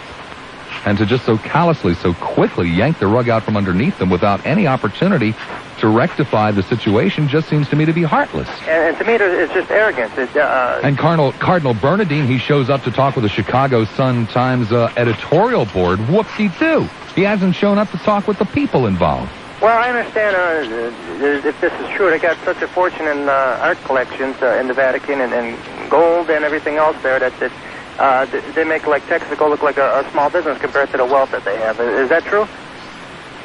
That's what I hear. I've not seen it with my own eyes, but I have no reason to deny it. But again, I don't suggest selling off your treasures to pay your day-to-day bills, but I would suggest finding ways to cut costs. Do you really think God cares whether or not the bishop has a big ring? No. Either do I. Or the mansion. Yeah. What's wrong with a normal house? A normal $200,000 house. Buy a Is it worth $28 million? Did they used to have a public relations person 35, 40, 50 years ago? No, they seem to get along just fine without one. Anyway. All right, Bob. Thanks a lot. Thank you. 591-8900. Streamwood. Hi, Stream. You're on the air at WLS. Hi, Bob. How are you? Fine, thank you. I think you're the best thing to happen to Chicago radio since Drew Hayes. Well, that's a distinct possibility. The question on baseball. What was that one on baseball you had about making a lot of money? Can you repeat it? Well, yeah, this guy that just got $4 million. I mean, okay, I'm not a great sports fan, but I never heard the man's name before. Will Clark? Really? Yeah, well, I'm serious. I'll tell you something. I think that it's getting about to the point where the average guy in the streets, me and a lot of other people, Cubs fans or Sox fans, either one, You can't afford to go to a ball game anymore. What's a decent ticket cost at Wrigley these days? I don't know about Wrigley. I can say about Comiskey, though. Okay, how much there? 10.5. That's a lot of money. You ain't in line. I think, in fact, especially if you bring along, your two boys and then buy some hot dogs and, program. You're talking about $100. No lie. It's like going to Great America up here. Going to Great America will cost you an arm and a leg, too. The same thing going to the ballpark now. I remember when going to the ballpark used to cost you $2.50 to get in. And even that was a good seat, Yeah, I used to go for $2. I mean, okay, with the $2 then and the $2 now is a whole different story, but $10.50, that's a lot of money. Yeah, I think it's getting to the point, and I know that I listen to a lot of sports shows and all that, and they all disagree, and they say, oh, but more fans are going. But the amount of fans you got going now are corporate fans. And my kid just bought the radio in the kitchen. I'm going to kill him. There he goes. And also the people that only seem to show up during winning seasons, not the ones that show up day in and day out. Exactly. I tell you the truth. What I think they're going to have to do sooner or later is they're just going to have to say enough is enough. They're going to have to lock out the players. And they're going to have to start from scratch. Well, maybe somebody ought to lock up the owners, too. Well, yeah, the owners, the owners are just as guilty as the players are. Absolutely. In fact, the players, you really can't blame them. If somebody offered you $3 or $4 million a year for what you do, you take it. You better believe it. You wouldn't say, no, I don't want it. But I think what they're going to have to do sooner or later is, I think what's going to happen sooner or later is you're going to have some of the franchises, smaller franchises, that don't draw a lot are actually going to go broke. That's a distinct possibility, and that would be a real shame. And that's going to be that, and what they're going to be faced with, either you start from scratch where you have to put a top on the players' salaries, you got to put a top on the amount of income the owners can get, you got to put a top on ticket prices. Like God, it's ridiculous now. I mean, baseball is going to be a thing where your fraternity elitists will be able to go in the guy in the won't be able to. I take one of these really bizarre positions in that a baseball franchise belongs to the city, and the guy that owns it has only purchased the right to the profits or losses for a period of time until he sells it to somebody else. Well, I take the position that a baseball franchise belongs to the people. Well, that's what I mean when I say the city, the people, Absolutely. The community. And, let's face it, if I don't go to any Sox games at Comiskey Park and all the rest about the 16,000 the game, they always don't go either. Mr. Reinsdorf and Mr. Reinhorst are going to go broke real quick. Doesn't sound like a bad idea to me. Thank you, my friend. Thanks a lot. Well, you raised a bunch of interesting issues tonight. I guess I'll go first with the situation in Boston. Uh-huh. And I guess the kind of the outrage at the quick reaction to the cops of the white situation versus what may have happened to the blacks. Kind of makes me wonder why no one has really mentioned the Tuala Brani in New York incident and the equal overreaction that would happen there with the thought of a white crime. I don't know that it was overreaction. You see, the point is, from where I'm sitting, in retrospect, what happened in Boston was terrible. But the morning after it happened, I, as I believe almost everybody else, was interested in finding a horrible, horrible criminal. In the Tawana Brawley case, if indeed that was true, it was awful, just absolutely awful. And the initial evidence indicated that it was probably a true story. I don't think it was overreaction at all. They were both apparently terrible crimes. Unfortunately, the crimes were committed by the victims. Right. Well, I guess in that sense I would agree with you that a thorough combing of the area was called for. But I guess my reaction isn't really towards the police; it's towards the black community and their outrage at how dare it be such a thing that just think that a black person might have done it when they got just as riled at the reverse situation. I hear what you're saying, but you see, both sides are right here, and all positions are correct. The immediate reaction to the crime or to the crimes was a natural, normal human reaction. Let's get these SOBs. Let's take them off the street. These are pigs. These are animals. These are despicable crimes. That's the immediate reaction, and that was a correct reaction. In hindsight, people who are very upset about the treatment of the black community in the Stewart case, people who are very upset about the treatment of the white community in the Brawley case, they have some damn valid points. Mm-hmm. I don't know what the answer is. I have no idea what the answer is, but I do understand the black communities being a little bit upset as to always being the usual suspects. Right. And I understand it all, and I just don't know what the answer is. On the fraternities, I never went to fraternities, and I probably... Everybody is equal, but some people are more equal than other people. And if you happen to wear a sweater with a letter on it, and you happen to have a little pin, you're more equal than everybody else. And it's just an elitist structure. And I can't help but feel that while it may not be the most dangerous problem or issue that we face today, that we could do without it. Yeah, I guess I fear for that attitude in other words, the right to be bigoted, I guess, in essence, for instance, fraternity people create their own culture, okay, that you're free, there's plenty of black fraternities on campus. Sure. So it's not a closed culture in that sense.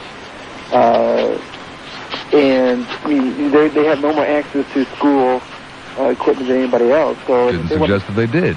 Pardon? I didn't suggest that they did. It's just part of the elitist training. Can you really, I mean, what I'm saying is that to go and say, I don't like your attitude, I don't like your snobbery, therefore I'm going to make it illegal, that attitude is what I'm scared of.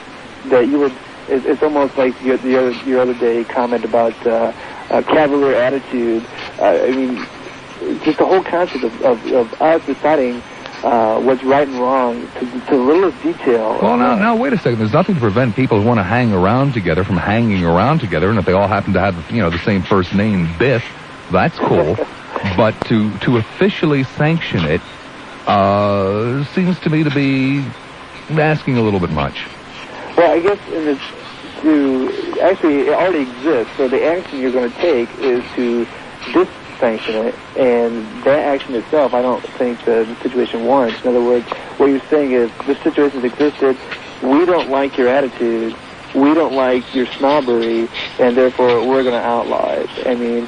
Sounds good to me. What if somebody later on says, well, I don't like liberal attitudes in general, therefore any talk show that expresses that kind of view, we're not going to like. Happens all the time. I live with it constantly. Well, not maybe by the management, but not by the people rising up. No, it's the other way around. Oh, you think the people are the ones that get the liberal talk shows off? Sure. Well, if they didn't listen. And a lot of people would like to get the conservative talk shows off, too. That's not quite the same thing as a fraternity. But that's okay. Thank you very much. Boy, it's a pleasure to finally talk to someone who has the answers for everything. Well, I'm glad you appreciate that. The Catholic Church, world government, what's going on? World government? I don't call for world government. Or U.S. government. Okay. You seem to know everything. Well, thank you. I mean, why aren't you doing something else then besides being a radio talk show host? Because it pays incredibly well. Oh, because, I mean, you do have the answers for everything. What's your problem with the Catholic Church? What's my problem with the Catholic Church? I have many problems. Which one did you want to discuss? Oh, so you know the Catholic Church intimately then, I take it? Yes, I was raised a Catholic. Oh, so did you study all their policies and procedures? All of their policies and procedures, or they don't make their policies and procedures public? You know if they should sell off golf courses or sell off mansions? That's not a matter of policy and procedure in terms of religion, sir. It's common sense. It's common sense. Oh, so if Lassiter says that we should do it, then we should do it? No. But I have every right and every intention of suggesting my views, yeah. Oh, see, I'm under no obligation whatsoever to follow them. Well, obviously they... You like to be stupid? Be stupid. I don't care. Oh, so they're stupid. No, you apparently are. The Church is stupid. Yeah, I think they are. You know, I mean, that caller before, I think, was right 20 minutes ago. Uh-huh. I mean, you are an arrogant jerk face. Oh. Whoa! Whoa! Whoa! A good Catholic called me an arrogant jerk face. Are you going to confess that one, sir? I mean, I, a child of God, an arrogant jerk face? Simply because I disagree with some of the economic policies of the cardinal? An arrogant jerk face? Whoa. Jeez. Very clever wording, sir. Whiting, hi, you're on the air at WLS. Hello? Hi. Yes, I just had a comment about, the reference to, bringing in slavery or creating slavery. And, it's kind everybody uses the term we. And, other than, say, the British aristocracy or the French aristocracy, I don't know who else maintained slaves, 100 years ago. Americans, sir. Well, yes, but I mean... George Washington, Tom Jefferson. Yes, but I mean, they were formerly British aristocracy. That's how they... No, I believe both were born in this country. But, okay, yes. Well, no, Jefferson was, I think. I don't know if Washington was. Yeah, you might be right on that, but he spent most of his life here, nonetheless. Well, anyway, my father came to this country, in 1907, and I don't feel like I had anything to do with slavery. But, I mean, people just use that reference, we and us, and for something that was created before most of our families were here, or a good percentage of the families were ever in this country. In fact, my father virtually was born under, wasn't outright slavery, but what is now Yugoslavia was part of Austria, as Franz Joseph was emperor. And he was just like God on earth. I mean, on a whim, you were either here or there. Well, you see, you remember your heritage, they remember theirs. Fox Lake, hi, you're on the air at WLS. Yes, I'd like to discuss the archdiocese situation. Seminary is a place to educate young men to become priests. Out of 400 of every nationality, color, creed, they come there for an education because it is an excellent education. Out of the 420 were ordained priests. They become doctors and everything else at a very low tuition, or some get free tuition. Or some, I guess, change their minds, entered with the best of intentions, but just change their minds. No, they go for good education. Oh, I see. I belong to St. Bede's Parish, and once a month we get 2 envelopes. The second envelope goes to a poor parish in Chicago, and the entire diocese donates towards the seminary. Well, apparently not enough. Well, if everybody did their share, then it would be enough. But the people start hollering when things get tough. They forget the... Well, I guess they haven't yanked your church out from underneath you yet, huh? They've been riding on the coattails of other people. So like I said, I guess they haven't yanked your church out from underneath you yet. No, we have a beautiful church. Yes. And I talked to you about 6 months ago about my sister, the nun, getting $30 a month. $30 was a month. For the month was, she never saw it. That went to the convent. She never got any money.